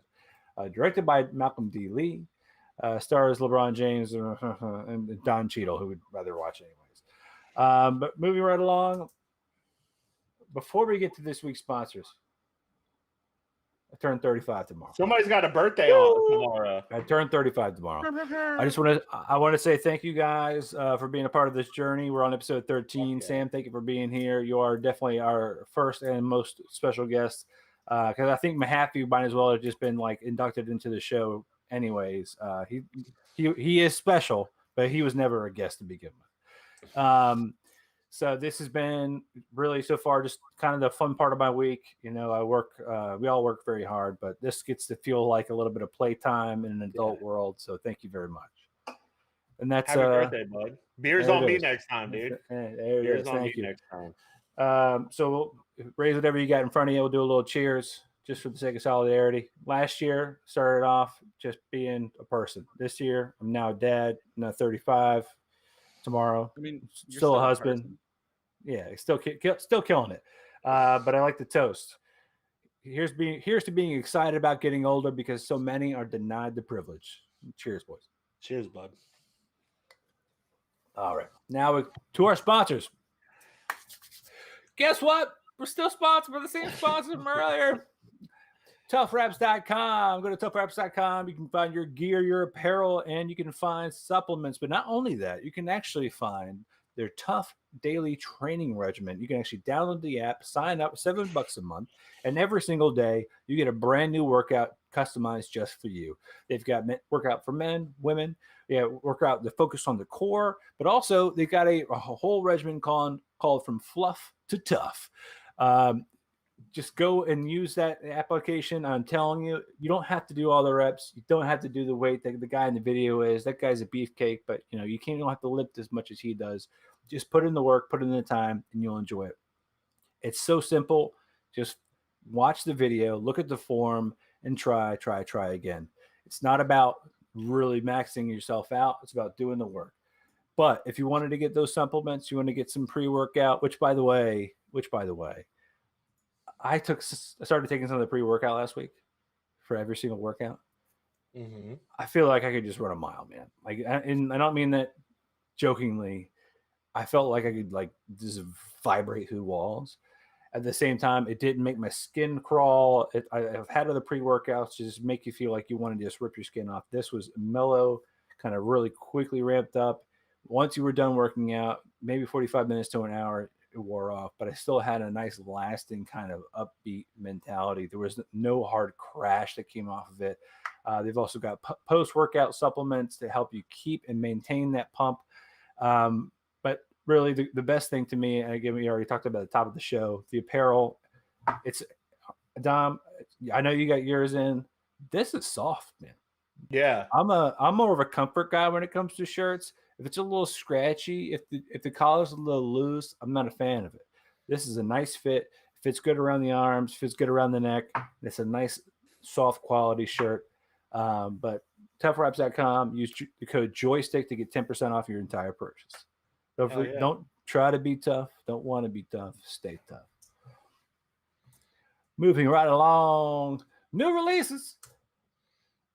I did not finish the episode. However, I will tell you that what you're seeing on this screen right now is, in fact, Rick and Morty being bound by what are called the Chuds, these underground horse hybrid creatures, a nest that is a floating sperm with two tails next to them. The episode begins with Morty visiting. It begins with Morty visiting his mom at work, where she works as a veterinarian. Morty asks, hey, Mom, what is this machine? She says, this machine, this large-looking machine, is how we extract reproductive material from male horses. That turns on the machine, sees it in action, and as any 13, 14-year-old boy would think, I want to put my penis in it. So he then asks, hey, Mom, can I start working with you? Is there any volunteer work? She goes, oh, who are you? You can't be my son if you want to work with me. Ha, ha, ha, ha, ha. Antics ensue, and it cuts to a week later. And there's Morty just sitting in a bathrobe on the top of the roof going, man, Morty, you dirty, dirty dog. Because he clearly has got himself jerked off every single time he went to that office by this monstrous machine. And as a result, unfortunately, antics ensued because here comes Grandpa Rick rolling in this big old vat of horse semen from the office. He's going to start making some kind of hybrid creature to battle this underground world of horses. And unfortunately, antics ensue when they turn into giant sperm monsters. This has been quoted as the worst episode of Rick and Morty. The plot synopsis from producer Mike is gross. I definitely have to agree with him when there is legit an entire scene where the queen sperm now captures Morty so she can make more of the army, and that same exact extraction machine is lowered upon the prepubescent penis of this young man to make more of this giant sperm army. I didn't even finish the episode. Not because I didn't want to, just time ran out. We got this show to watch or create here. But yeah, that's hilarious.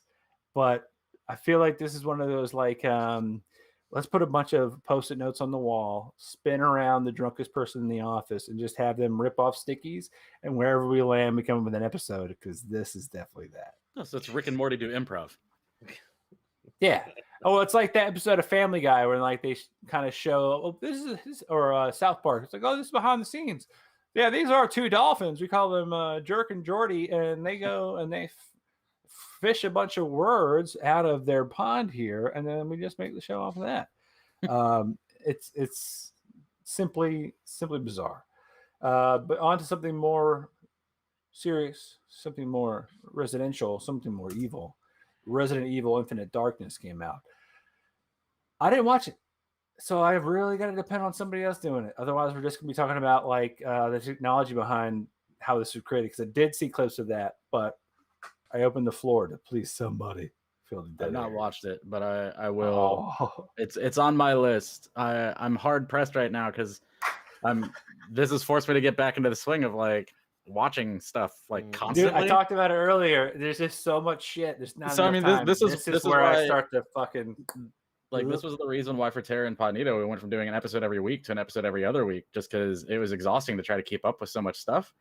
But like couple that with the fact that I haven't done this in like months, because you know, jump right back in. Small baby makes it hard to focus. baby. Yeah, I mean, no, when like, you hear that they're a sponge for sounds, you don't want them hearing like zombies gnawing on chests. Yes, I've been plowing through stuff, but there's a lot. So this is on my list. This unfortunately, is okay. It's okay. so you I watched did all watch of it. it. Now. I watched the all whole of it. thing. Yeah. Talk to us, Goose. Lead this conversation. Okay. The show takes place. It centers around Leon Kennedy. Claire Redfield's in it for no time. Like she's on like the promotional material and everything, but it's mainly about Leon Kennedy. It's 4 episodes long. Each episode's about 25 minutes. It's a quick watch. 2 hours, you watch the whole thing. Cool. It takes place in between Resident Evil 4 and Resident Evil 5. And essentially the synopsis of it kind of centers around there is an event that happens in a country in Africa that is an outbreak, and they're investigating why it's a United States cover-up. And there is an outbreak that happens inside of the White House. That's very brief in the beginning of the first episode, like very brief, like it's like outbreak done. And then it goes into like kind of the ramifications. Like there was this spec ops team that went to this country in Africa. I can't remember the name of the country. It's in the Middle East, and it's a fake country. It's not real, but it's okay. I didn't really care for the animation style. It felt very choppy in a lot of ways. Really? Like, I mean, some of it was very smooth. It was all 3D rendered, but a lot of it really did feel choppy. It took like the frame drops were pretty apparent. And the story is very isolated. So I mean, it's quick. It's very. This is what the problem is. This is what we're doing it, and this is why we're doing it, and this is the resolution of that problem. If you got an hour and 40 minutes or 2 hours, watch it. I think it is worth the watch. But I wouldn't expect anything super deep out of it. But it's not bad. It's okay. I mean, the behind the scenes footage I saw was actually pretty incredible. I mean, it's people in mocap suits. They got the dots, they got the camera up front, just like you would expect. But they're not just doing like walking through rooms or whatever. They're doing full on tuck and rolls, and that rigging is designed to stay on them. So I'm wondering if that choppiness is coming from a place of just a limitation of the technology for the mocap. Oh yeah.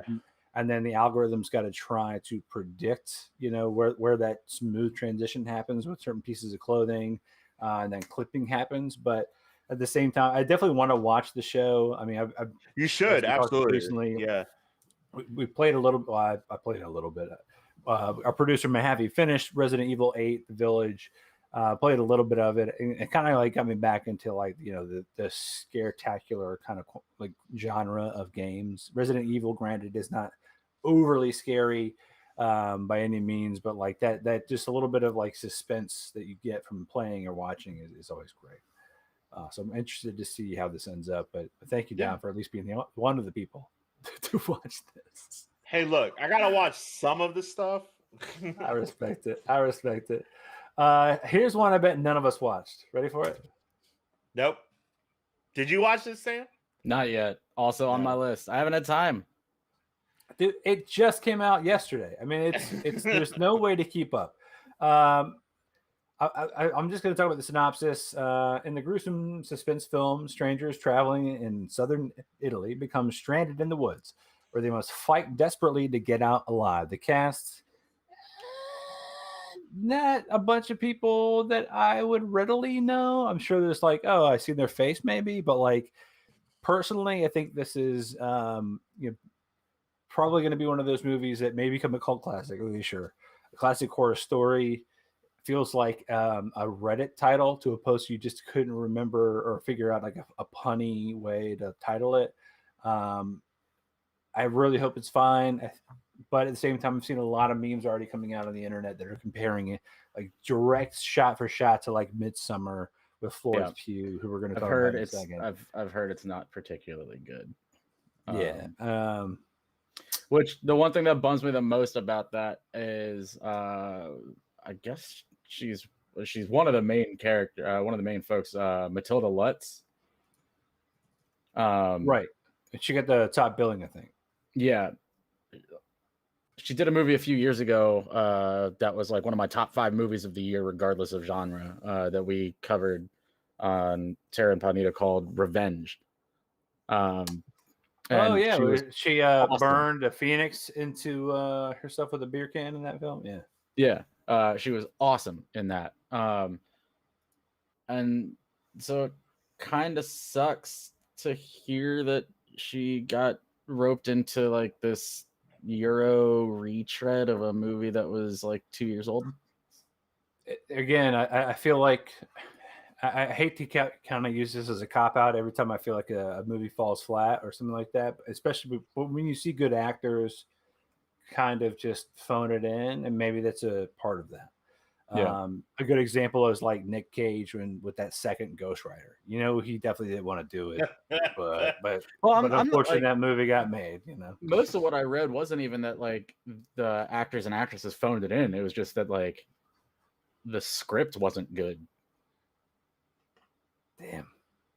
So that actually is a good conversation. I'd love to have someone on the show who works in the industry, whether a director, producer, whoever, about how the dynamic between the actor or the actors and their dialogue between the director / writers and how that works. I've realized that a lot of actors, they might stick to the script perfectly because they feel like they might be harming the vision of the story itself, but at the end of the day, if you as a collective feel like this is falling short, you can't tell me you don't want to like try to fix it. Like, yeah, you can't inherently go like, I know that my name and my soul and everything that I possess is going into this, and it's still just gonna come off pretty shitacular, which is not a type of mushroom.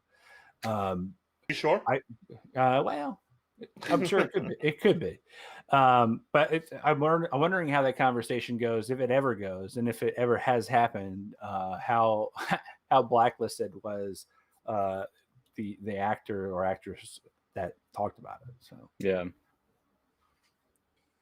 But I can't wait to fall flat on this, just like I fell flat on this. Oh my god. We are Netflix film Gunpowder Milkshake. I'm going to read the synopsis and then we'll go through all the wonderful things. 3 generations of women fight back against those who could take everything from them. That's right. That's the sentence that describes a almost hour and a half film featuring Karen Gillan. Wasn't it?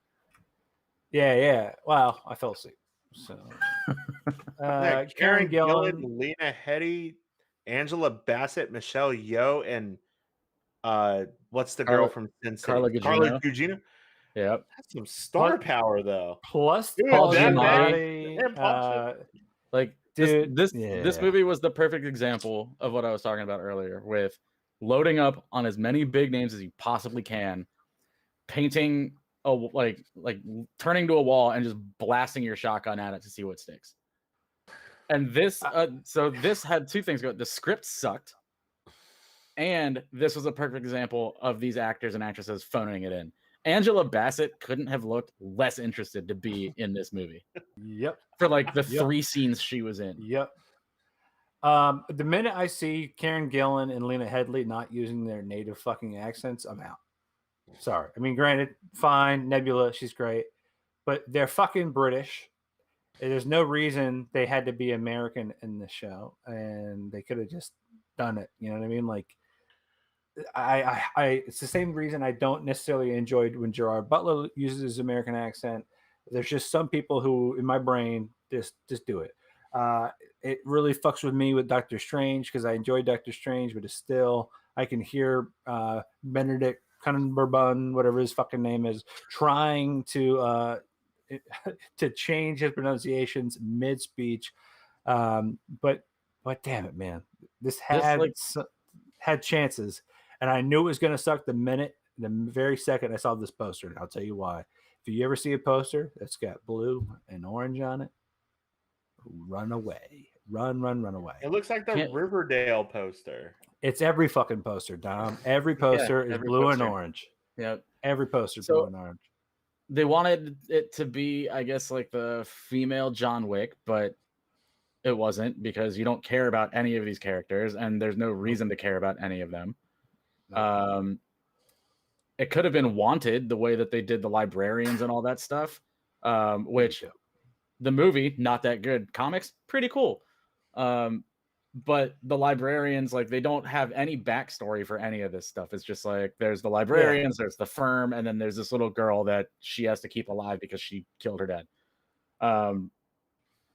The fight scenes, are like, the camera work is fun and how they do some of it, but the choreography, the fight choreography sucks. And all I got was like, okay, this person wants it to be Kill Bill, but it's really not anywhere near any of the fight scenes from Kill Bill. You could see the seams all over this movie, and they were just falling apart. You didn't even have to like pick a thread to get them to fall apart. The walls. So what you're saying? What you're saying? Watch this movie. Watch this movie twice. Go see this movie twice. Go watch this movie. Okay, go watch this movie. Sure. Go watch this movie. Pour yourself a stiff drink, and then hate watch it a second time. Okay, gonna do that. I mean, listen, I definitely have to agree with that because I'm gonna watch it again. I felt like I said, I watched it the first time, fell asleep. The same way I watched Napoleon Dynamite. I'm just like, this fucking movie is ridiculous. And then you watch it the second time, and you're like, this movie's fucking amazing. I think for I all the texted wrong you. reasons. I think I texted you about how bad the acting was, and I was only like 10 minutes in. Yeah, it doesn't. Quote, it didn't get better. You said the acting was something. Yeah, it didn't get better. It actually got worse when I saw how angry Angela Bassett looked the whole time. I can't wait to watch this movie now. For how angry you both are about this movie, I'm so excited. I started to pull this movie up, and as I was pulling up, I was like, I was sitting there like, beep, boop, boop, boop, boop. Hey, Michelle, let's watch this movie. She's like, all right, Cole, it's going to be great. And then I was like, ooh, Sam just texted me about it. She goes, what did he say? I said, he said, the acting is something. She goes, shit. Like, just immediately deflated. It's the same thing when I go to dinner with her. When I go to dinner with Michelle and she goes, and then I know what I'm about to eat is going to be under-seasoned, low flavored, or something. She's just like, damn, they getting chintzy on that turmeric or that cardamom or something. Like, where? I'm just like, fuck, I can't eat whatever I'm eating. I was like, now I got to sit here and overanalyze it. And the minute you were like, it's something, I was like, yep.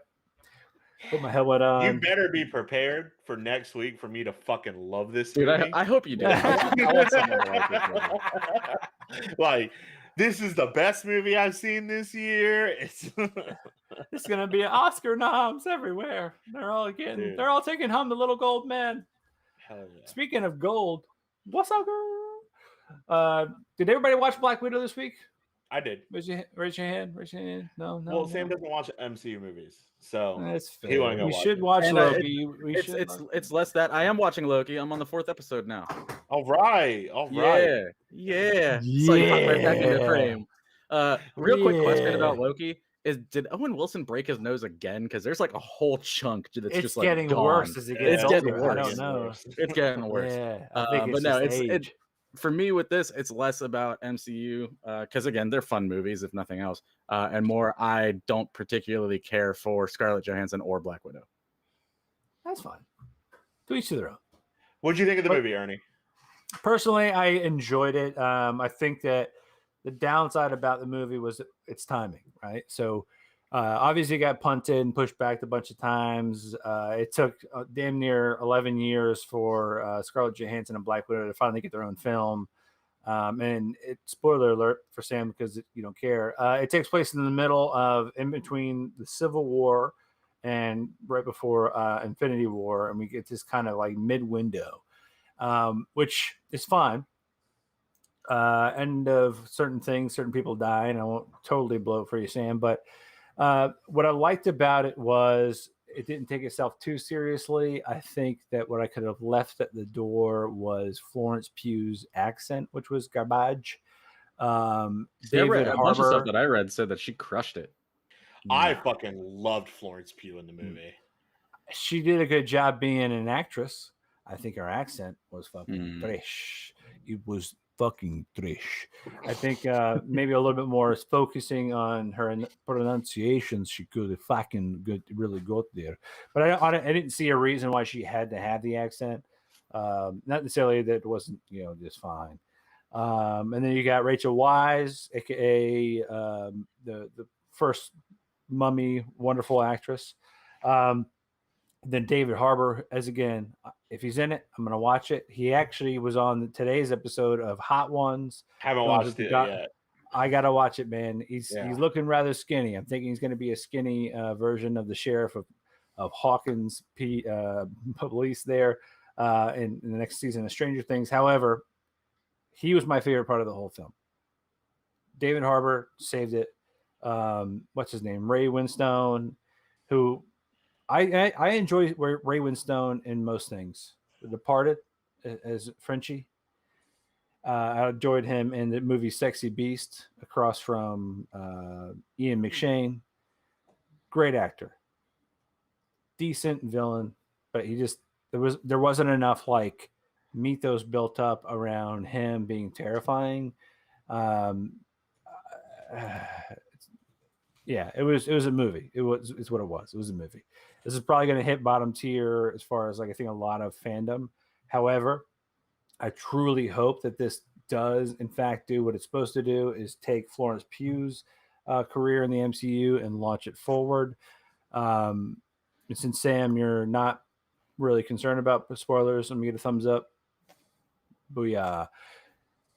I'm excited about what's going to happen with Florence Pugh, specifically in U.S. Agent, with the Thunderbolts, it looks like. What's his name? General Ross. Thunderbolt Ross. General Thunderbolt Ross is looking like shit, which is definitely parallel to the comic book version where once he starts, oh my God, starts to die kind of thing, he actually takes the super soldier serum and turns into the Red Hulk. Which includes Florence Pugh's character, it includes the U.S. agent. So I think we're starting to see the buildup of the Thunderbolts, which is dope. And they spend a good amount of time in the beginning of the film with Black Widow commenting on his, you look a little sick, So hopefully that's where that's going. And Julia Louis-Dreyfus being this kind of like behind the scenes Nick Fury character. Every time I see her, I'm just like jazzed up. I'm like, holy shit. The vice president from HBO's Veep just showed up and she's fucking recruiting motherfuckers to be a team.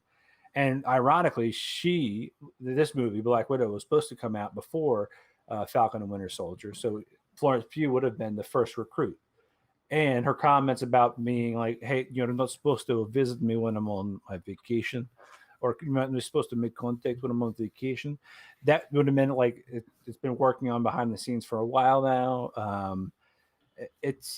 It was fun. It was good in the sense of the animation, the storyline, the goofiness you still get is there. And I'm sure there's going to be a lot of people that watch it over and over and really, really track with it. But if I'm going to start comparing to the things I could watch over and over again, Thor Ragnarok to like, Iron Man 3, it's coming in below that. I liked Iron Man 3. I don't like people hating on Iron Man 3. Oh, I'm not hating on it. I'm not hating on it. I'm just saying the I'm things that fucking can with you. rewatch, that's where I'm starting. Everything else goes below that. So I have a couple of thoughts about the movie. One, I don't understand why this didn't come out after Civil War. I just don't understand.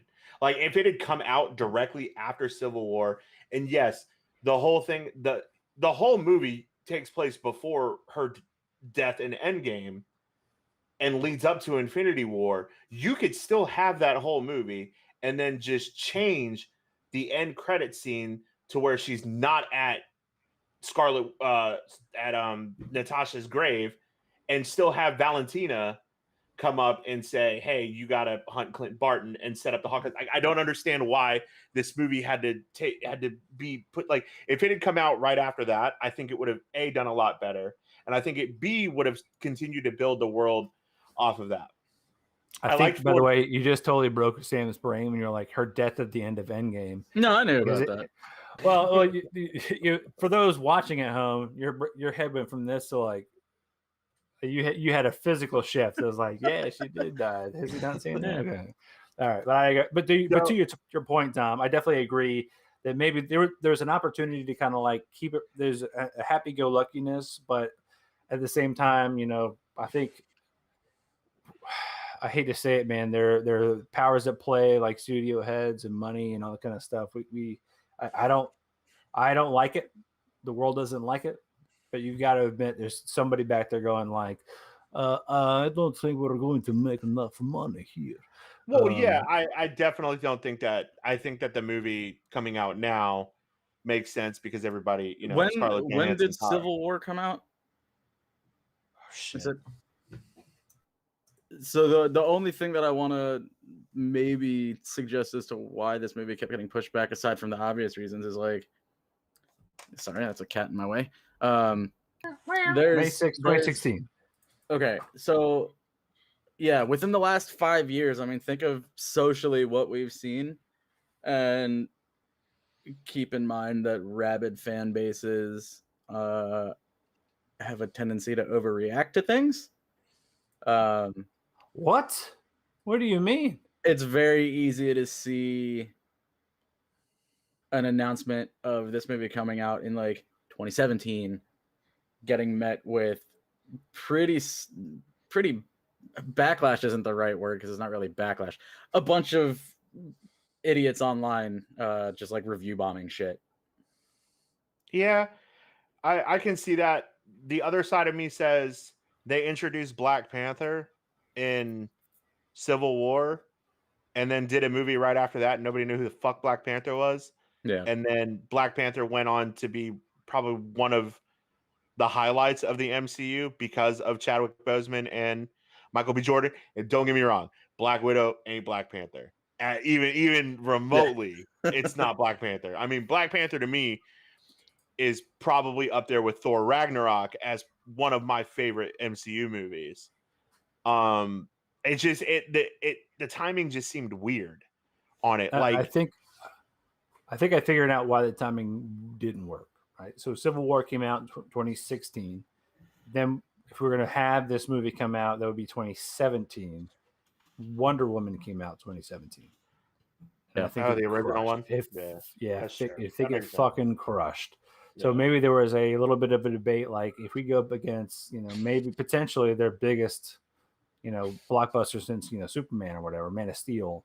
Are we risking, losing a little bit of a cloud, taking a misstep, and instead let's try to punt it? Because the only difference, to your point, is the end credit scene. That end credit scene could have been 20 years in the future, could have been 15 years in the past. It doesn't matter. But I think to your point, like, yeah, it's definitely something I think came into play, and there was probably a little bit of behind the scenes espionage, not to make any kind of jokes about spies, because that's what this fucking movie is. But a little bit of spy work probably went into that. And don't get me wrong, I liked the movie. I really do. I really enjoyed the movie. The only other thing that I didn't particularly care for is that I understand the idea of the big reveal of who Taskmaster is. Taskmaster as a Marvel villain is probably one of the most unique villains in the Marvel universe, and he didn't get a lot of justice. You know, she didn't get a lot of justice. I wasn't trying to just come out and say who Taskmaster is in the movie. They didn't get a lot of justice. Come on, bro. They didn't get a lot of justice. Taskmaster, dog. for people who don't know, what year is it? what? Come on. In the Heights came out. No, I'm not gonna talk about it. I don't want to get you all upset. Yeah. No, Taskmaster, for those who don't know, Taskmaster is a villain that has the ability to copy any individual's movements. Like he can essentially, Taskmaster watches Captain America fight and can copy Captain America's fighting style. Watches Spider-Man fight, can copy Spider-Man's fighting style. Like essentially eidetic memory. Which is dope. But to your point, though, I mean, yeah, I think that's another. Again, it's another person that's a part of the Thunderbolts. I think it's a good introduction. Yeah. Of Taskmaster into the Thunderbolts. But to me, one of the things I love about the internet is people were like, yeah, Dmitriev's daughter was referenced way back in the original Avengers. The first one, talking about Scarlet Witch or Scarlet Witch. Jesus, not Scarlet. She's got her red hair. She's not Scarlet Witch. Her name is Scarlett Johansson. Yes, yeah, exactly. Black Widow, aka Natasha's Ledger running red, Dmitriev's daughter. Like we get a little bit of that back. We also get a little bit of that discussion about Budapest, and how we both remember Budapest differently. So like I'm curious between Clint Barton and Natasha Romanoff. So I'm curious as to what Barton's experience is there. So clearly they're doing a little bit more like laying the groundwork and putting the seeds for the next phase, which is a great segue, I think, into the next topic. This to me was probably my second favorite episode, only because of the main villain reveal at the end of this episode. I won't say too much, Sam. I know you're in the middle of it. Here's what I will drill in on. The dynamic between Loki and Sylvie couldn't be more palpable, right? I think the actors are involved in that. They did a great job of really kind of showing the duality in most people. You know, we've got sides of ourselves that we share, whether it's who you show to yourself, who you show to your significant other, who do you show in the public. This is variants at the end of the day are those little bits of our personality. And I think we get to see that. I think we get to see the internal struggle between, essentially not say good and evil, but gray versus another shade of gray. And I like the fact that for once, the big fandom at large was kind of right, essentially, about who the main villain is, without it didn't need a lot of like hand holding, right? It really didn't need it. It doesn't matter that the character's name is never said. It doesn't matter that there isn't some like big storyline, big reveal. We get just kind of a narrative finish off to the first season, because it's all about season 2. Here's That's about my as spoiler free as I can get. It's weird what the MCU is doing right now. Okay, like you have Loki with huge ramifications for the entire MCU. You have Black Widow, Falcon and the Winter Soldier that are setting up the Thunderbolts. It feels like the MCU is diverging, which is interesting, because the MCU for a long time, really every movie intertwined with it, starting with the original Iron Man. Nick Fury shows up in the original Iron Man to start the Avengers Protocol. And then you have Thor, and Coulson's in Thor, and Samuel Jackson's in Thor. And like every single movie had references to other movies in that. And granted, we've only had 2 movies since Endgame, which is Spider-Man Far From Home, which felt like the epilogue to that phase of the MCU. And then Black Widow. Yeah. But like WandaVision correlates with what's going on in Loki for a lot of that. But Falcon and the Winter Soldier really completely diverged from what's going on in the MCU as a whole, and said, hey, we're going to start kind of building up this other team, the Thunderbolts, whether it's the new Avengers as well, because you have Isaiah Bradley and his son, or his grandson, like becomes Patriot. Yeah. Right. Becomes Patriot. it's really cool to see how that's going.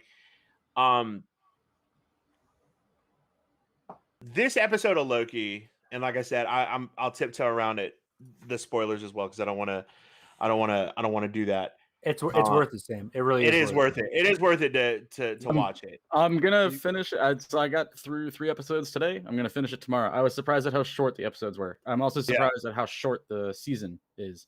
I wasn't expecting it to only be 6 episodes.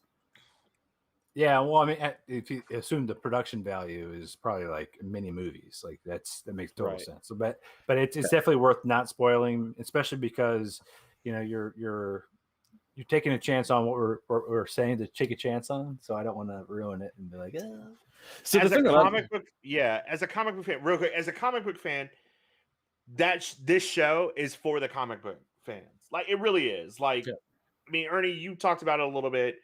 Especially the finale, you're like, fuck. If you know anything about the comic books, you're like, hell yeah, bro, I'm in. Like, I'm ready for this. So, what were you gonna say, Sam? I'm curious about if Disney has any plans at all to resurrect the Marvel stuff they had running on Netflix with the Defenders.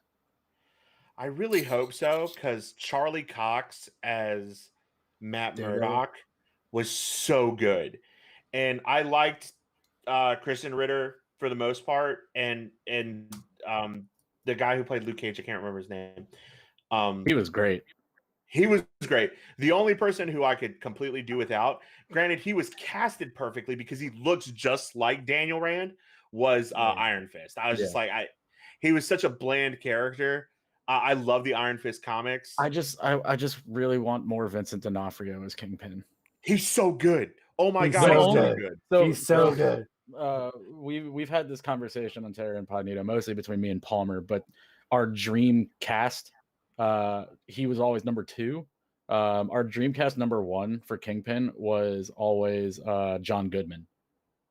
Oh man, that'd be good too. I could see that. But I'm just curious because I feel like they had Agents of S.H.I.E.L.D. which ran on some network, I think like ABC or NBC or something.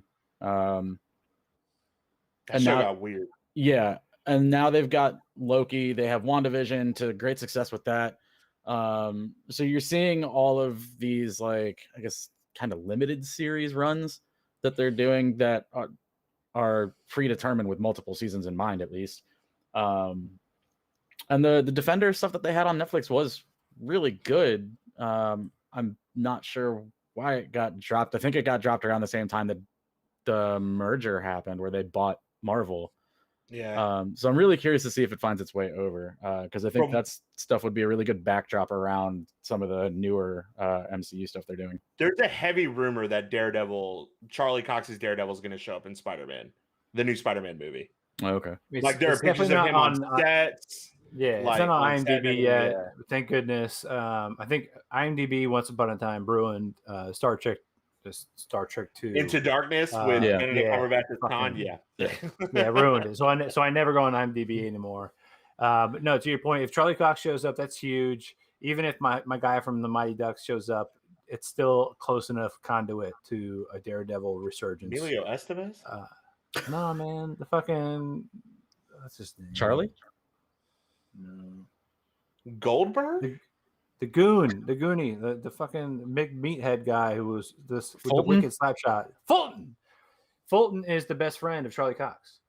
Oh shit, he's Foggy Bottom or whatever his name. Yes, it's him. Oh shit, that is him, isn't it? I didn't even fucking realize that. Wait, I thought that was the guy. I thought that was the guy that was the best friend in Butterfly Effect. Or is that the same person? I think it's the same person. Holy shit, it's not that's Ethan Fulton Reed? No, is it? Or is that Ethan Suplee in Butterfly Effect? That's Ethan Suplee. Well, no, so there's Ethan Suplee, but the other one, there's the 2 guys. There's Ethan Suplee, and then there was the blonde-haired friend. Yeah. Holy shit! I never realized that was Fulton Reed. He was also in Idle Hands with Seth Green. Yeah. But so I mean, even if he shows up as like the preliminary lawyer, like, hey, yeah, I'm sorry, Matt couldn't make it. You're like, boom, Charlie Cox is in this. He did a great job. Charlie Cox was actually up for he was actually one of the front runners for a different character, and if I remember correctly, it was just like, oh my god, I can't believe we dodged a bullet, not because Charlie Cox isn't good, but he is so great as Daredevil. Wasn't it Like- Cap or something like that, or Thor? Yeah. It was somebody big. Yeah, it was like one of the big three, Yeah. and no offense to Charlie again, no offense to Charlie Cox, but he crushes it as a blind guy. He was who so can good. sense the world and basically is walking around with the world on fire. Like that's dope. Because I think that plays into what you were saying, how it feels like the MCU is kind of like splitting right now, ever since Endgame. Because I feel like if they're going to go in that different direction, I think that's like perfect way to do it, is to bring some of that stuff back in from what they had on Netflix. I would love to see that. Hell yeah.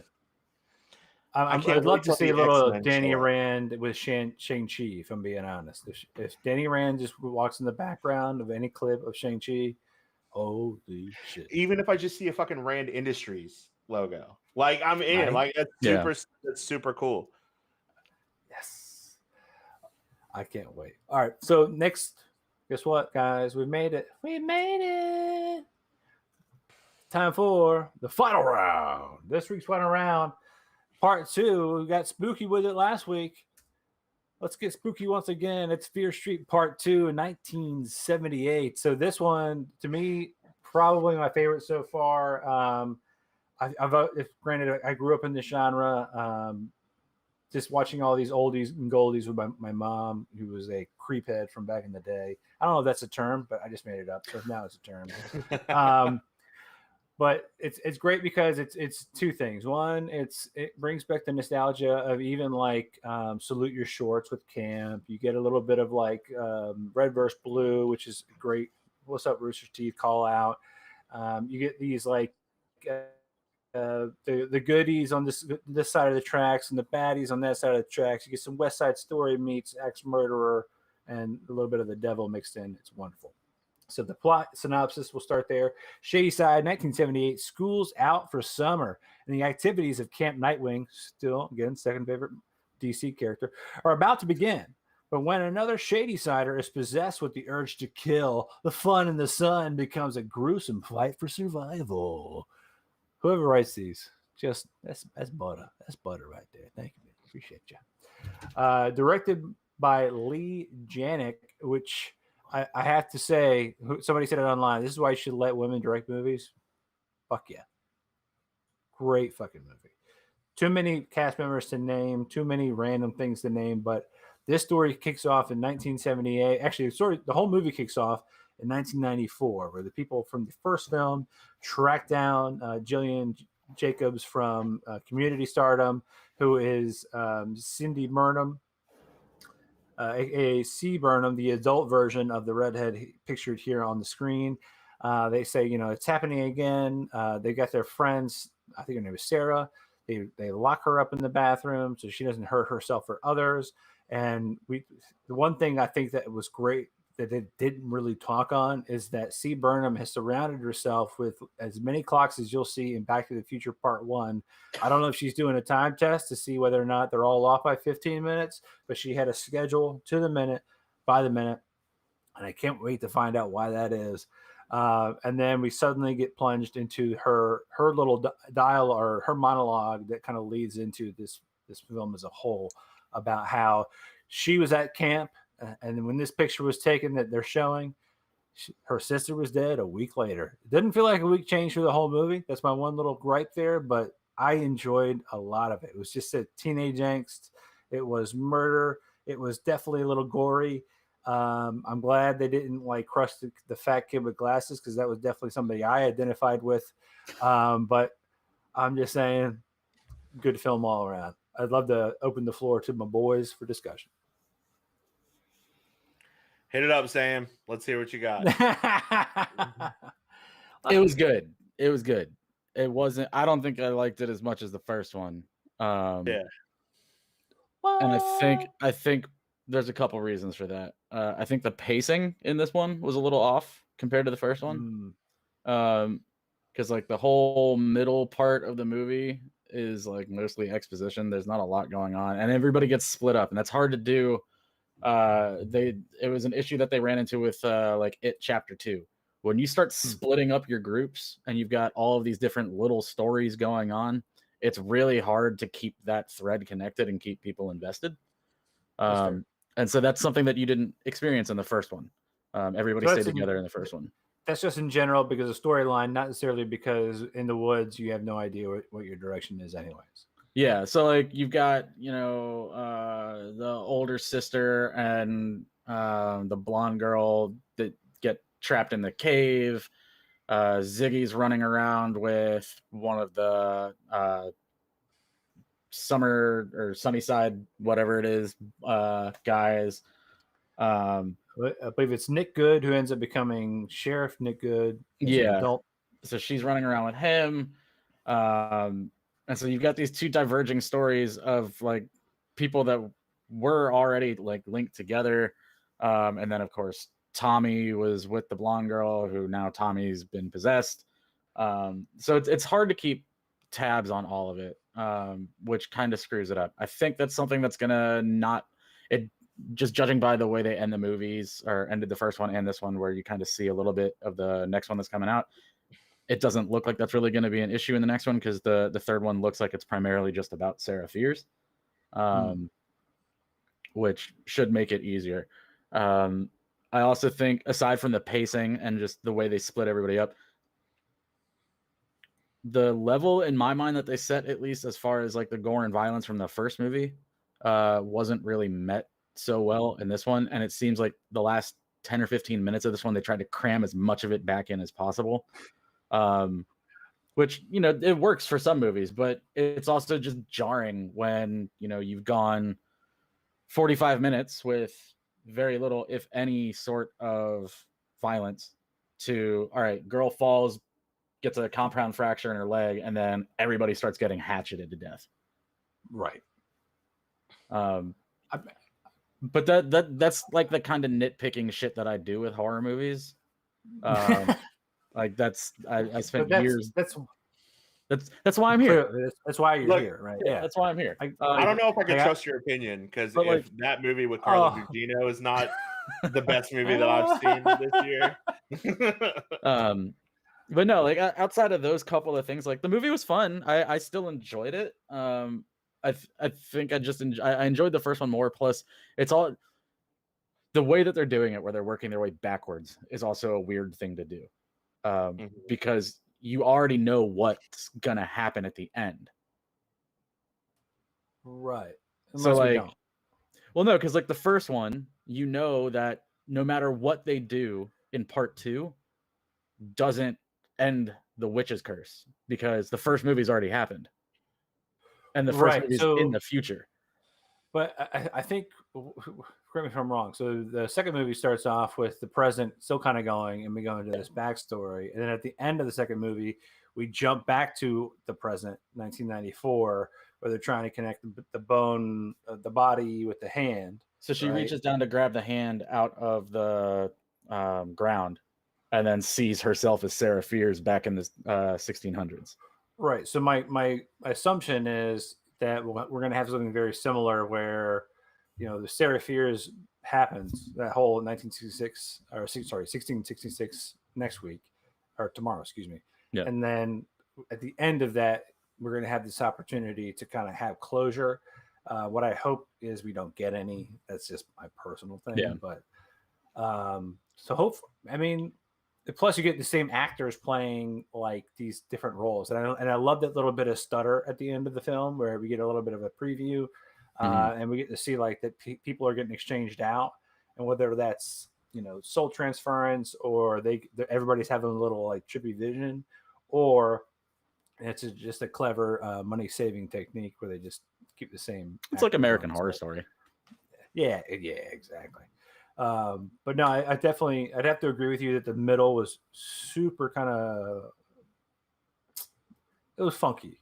It was cattywampus, man. It was definitely like going through the woods and having somebody be like, "The game is over." There's no point in doing that, right? We cut it. Instead of my sister died a week later, it could have been like my sister died 7 hours later, because the rest of that could have happened really succinctly. I think there was an entire like not necessarily gratuitous, but like PG-13 sex scene for the teens at home, just being like, "Look at her back. She's definitely enjoying that guy's pelvis." It wasn't, you know what I mean? Like, oh man, they're smoking weed from a piece of paper. Like, it was definitely what I would consider like a throwback to those kind of older hack and slash films that to me was what maybe was nostalgic. Like, oh, you get high, you die. That's a rule. Yeah, you have sex, you die. Yeah. Yeah, That's what I think was teaching our younger generation these known good rules of horror. Yeah. Don't do bad stuff. I mean, I wouldn't say it's bad stuff. I'd say it's fun stuff. Don't do fun stuff. Don't do fun stuff. That's be right. boring. Yeah, be boring, and you won't get an axe to the chest. You know what? It's easy to not do bad stuff or do bad stuff. Just lock your doors and shut your windows. Okay. Don't go to summer camp. Fuck. Yeah. Haven't you learned anything? Do kids still go to summer camp? Yeah, kids do still go to summer camp. Rich kids? See, I want the summer camp like Wet Hot American Summer camp. That's what I did. That's what you did? Yeah. I'm okay with that summer camp. I just don't want the summer camp that's actually like Dirty Dancing summer camp. That was also like 20 plus years ago, before any of the technology currently at our disposal existed. So that's why I'm wondering if kids still get sent to summer camp, because I'd imagine if I was like 13 right now and had like all of this stuff at my disposal and my parents were like, we're shipping you off for like a month to go to summer camp, I would say some things to them that would get me kicked out of the house permanently. Yeah. I mean, the last time I watched, well, that's not necessarily true. The second to last time I watched anything that was involving a summer camp that I enjoyed was Heavyweights. Yeah. Heavyweights, Ben Stiller and all those guys. And then, of course, which, by the way, Judd Apatow production, and Peter, what's his name? Peter Gabriel from Genesis. No. And it's got Goldberg. We're back to the Mighty Ducks. Full circle. Yeah. And it had Keenan, SNL. Yep. Oh, sorry. That's right. It's not doing so great. But the other time there was, I think it was Disney had a documentary version of summer camp called Bug Juice back in the day. That's right, Bug Juice. And that was super fun. I was like, man, I'd really love to go to camp, do color war, man. And then I realized, like, I don't like sleeping not in the AC or without a fan, and I snore. I'm chubby. I hate bugs. I don't like their juices. Feeling dirty. Yeah, exactly. I would just want to ride the go-karts like in Heavyweights. Yeah. Please. All Captain Sir, ready counting for it, Captain Sir. But I mean, I'm definitely excited for what tomorrow brings. This is part of my birthday ritual. I'm gonna start the day off on a low note. I'm gonna watch Space Jam Part 2, and I'm just gonna rip that Band-Aid off. You're gonna do it. Watch that on your birthday. Well, it comes out on my birthday. I gotta do it. No, but you don't have to watch it tomorrow. Like, you can watch it like Sunday night, or I'm not gonna end the weekend with it. Have a meeting on like Monday that you don't have to be a part of for 2 hours. Just put it on the background. Or like on a Wednesday at like 1:15 after lunch. My thought, when you need a nap. My thought is like, maybe I'll punt it to Saturday, but to be fair. But my point is, I want to start a day with it because I want to be fresh, caffeinated, juiced up to be able to write as many hateful comments as I can in a notebook. And then next week, when we talk about it in new releases, I'm just going to berate the shit out of it. So I'll probably start off being like, okay, I apologize for the next 3 minutes, skip ahead, and just hammer home all the things I didn't enjoy. Hey, you know what? I got solo dad duty on Saturday, so I'll watch it Saturday morning. Hey, you know what? I don't know if there's a way for all of us to watch the same thing. Space Jam watch party. There is. Watch party. Oh, guess what we're doing on Saturday? I think Watch Party works with Disney Plus. It works for me. Yeah. Well, it's not. Well, it's HBO Max. I know it works with HBO Max. There you go. We're definitely watching. There we go. Watch Party. Yeah, done and done. There we go. And then we'll if you want to, we can do a little stream, record ourselves, and just you can say, hey, if you're gonna watch it at home, press play 1, 2, 3, play. But no, and then of course we off for 2 hours. Yeah, basically. Then we got this, but that's really all I have for this week. I think the other big thing I didn't have time to add to our deck here was the Steam Deck from Valve. Oh, man. I guess their answer to Switch. It looks like a that's super, insane. super Game This Gear. thing looks like, wild. It's if you imagine a Switch, so the Switch OLED you can get for what, $400 is what they marked it at. Yeah. For $650, you can get the top tier Steam Deck, which is more or less like a slightly scaled down version of this $3,000 computer I've got sitting on my desk right now. It's insane. It's unbelievable. but what's and it the runs- battery life on this? Like 35 minutes? No, so they said depending on 2 to what you're 8 doing or hours. playing, it's between 2 and 8 hours. But here's the biggest catch. So for anyone that's like, oh, I've already got a PC, and I've got a Switch like I do, where I can play anything I want on Steam on this computer, or I can just grab my Switch and be on the go. The one thing that you can't do with Switch, and that you still can't do with the Switch OLED because they for some reason decided not to do it, is 4K. Steam Deck supports 4K and 8K upresing natively. And you can install Windows on it and run it as an actual computer. And for that $650, And you can get a the cheap one. You 512 can get gig the cheap one for SSD. like $350. That's crazy. It's wild. What's really crazy is it opens for reservations tomorrow, my birthday. At Already 1 set my p.m. Eastern reminder. Standard Time. $5. I'm gonna try to get one. Yeah. $5 to reserve. You get 30 days to get your money back with the payment method you used. After 30 days, they just refund it to your Steam wallet. So come December, if you've changed your mind, they'll give you your $5 back. Fine, I guess I'll goddamn get it. Birthday. I will gift. happily spend $5 to be able to make this decision in 6 months. Yeah. I Treat yourself. absolutely will. Yeah. It does look like, man. I remember when PSP came out.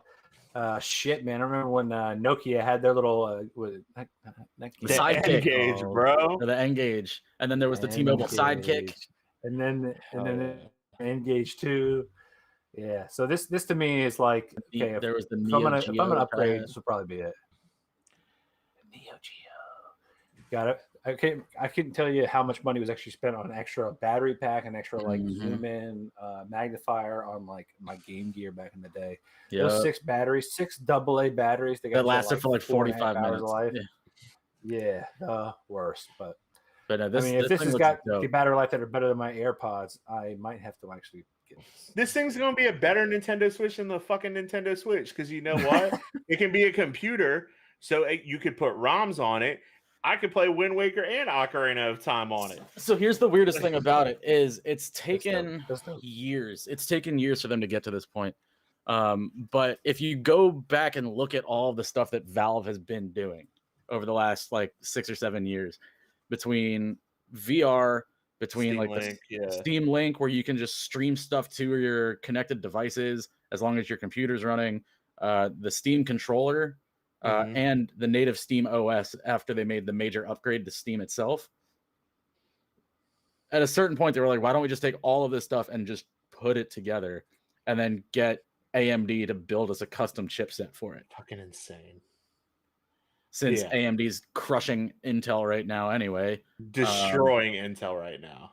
Like I made the switch to AMD on this computer. Yeah, so so did it's- I, yeah. Like I couldn't be more excited about this because like I love having my Switch available, but there are plenty of times where I'm like, I'd rather play games from my Steam library.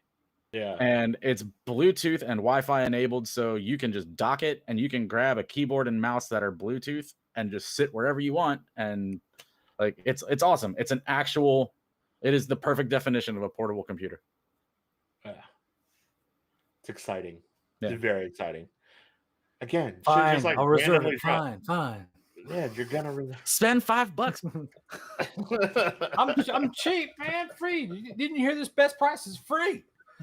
But no, that was actually huge. I kind of wish I had put that more in the PowerPoint, but I'm glad we were able to talk to it. The thing looks slick as shit. I mean, Well, that news came out like 5 hours ago. Yeah, to be Yeah, fair. like it was like To be fair. This is the most up to date your episodes are ever going to be. That's right. It's hard. And again, keep up with everything. It is hard, but I appreciate both of you guys. We did actually a pretty pretty decent freaking job. Thanks to Mahaffey once again for helping produce the episode. Yeah, throwing together the PowerPoint, throwing together those show notes. He'll be back once he's back from a little vacation. I believe it might be back next episode. So we finally get the four of us across all these different views here. The banter should be just that much better. Sam, thank you once again for being our spooky correspondent and our co-host. I can't wait to see what you and Dom get together up in Destiny 2 on Saturday. That's night. gonna be fun, bud. It's gonna get wild. And level honestly, one, man, just be like, "No, I got this. Don't worry, boys. Step out the way, please." And listen, if you don't go to church, let me tell you what. The best thing you want to do is turn on your computer, log in, watch Dom play Magic the Gathering, and we're just gonna sip some coffee, dip some Milanos in it, enjoy your Sunday, maybe turn into a fun day. But once again, this is Joystick Maverick. You can check us on joystickmaverick.com. You can check us on Joystick Maverick, most social, Joystick Maverick on everything else. On Twitch, we're official Joystick Maverick. This is annoying that we have to say all these different names. One day I will just sue somebody for copyright infringement. Maybe we'll get all one word. That's how you win it. I mean, it's what you got to do, baby. You got to put that paperwork in. I am Ernie UXD on everything, including World of Warcraft now, because I'll be joining that stream on Tuesdays. Dom? I am El Dizza on Twitter and Instagram. On Twitch, I am The Dizza. And on Warcraft, I am The Mocha Bear. Hey, Sam, what's up, baby? I am at Sam Heebs on the socials that I don't use, but I lurk because it's more fun to read other people being crazy than have them be crazy towards me. And then gaming handles, I don't even remember.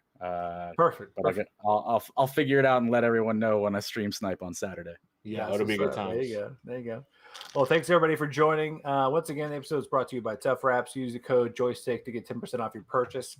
And man, don't forget to like, subscribe, hit the bell, whatever you're doing. Just do it. It doesn't mean much to you. It means everything to us. We really appreciate your time. And thanks for watching the show. And we'll catch you next time. All right, guys.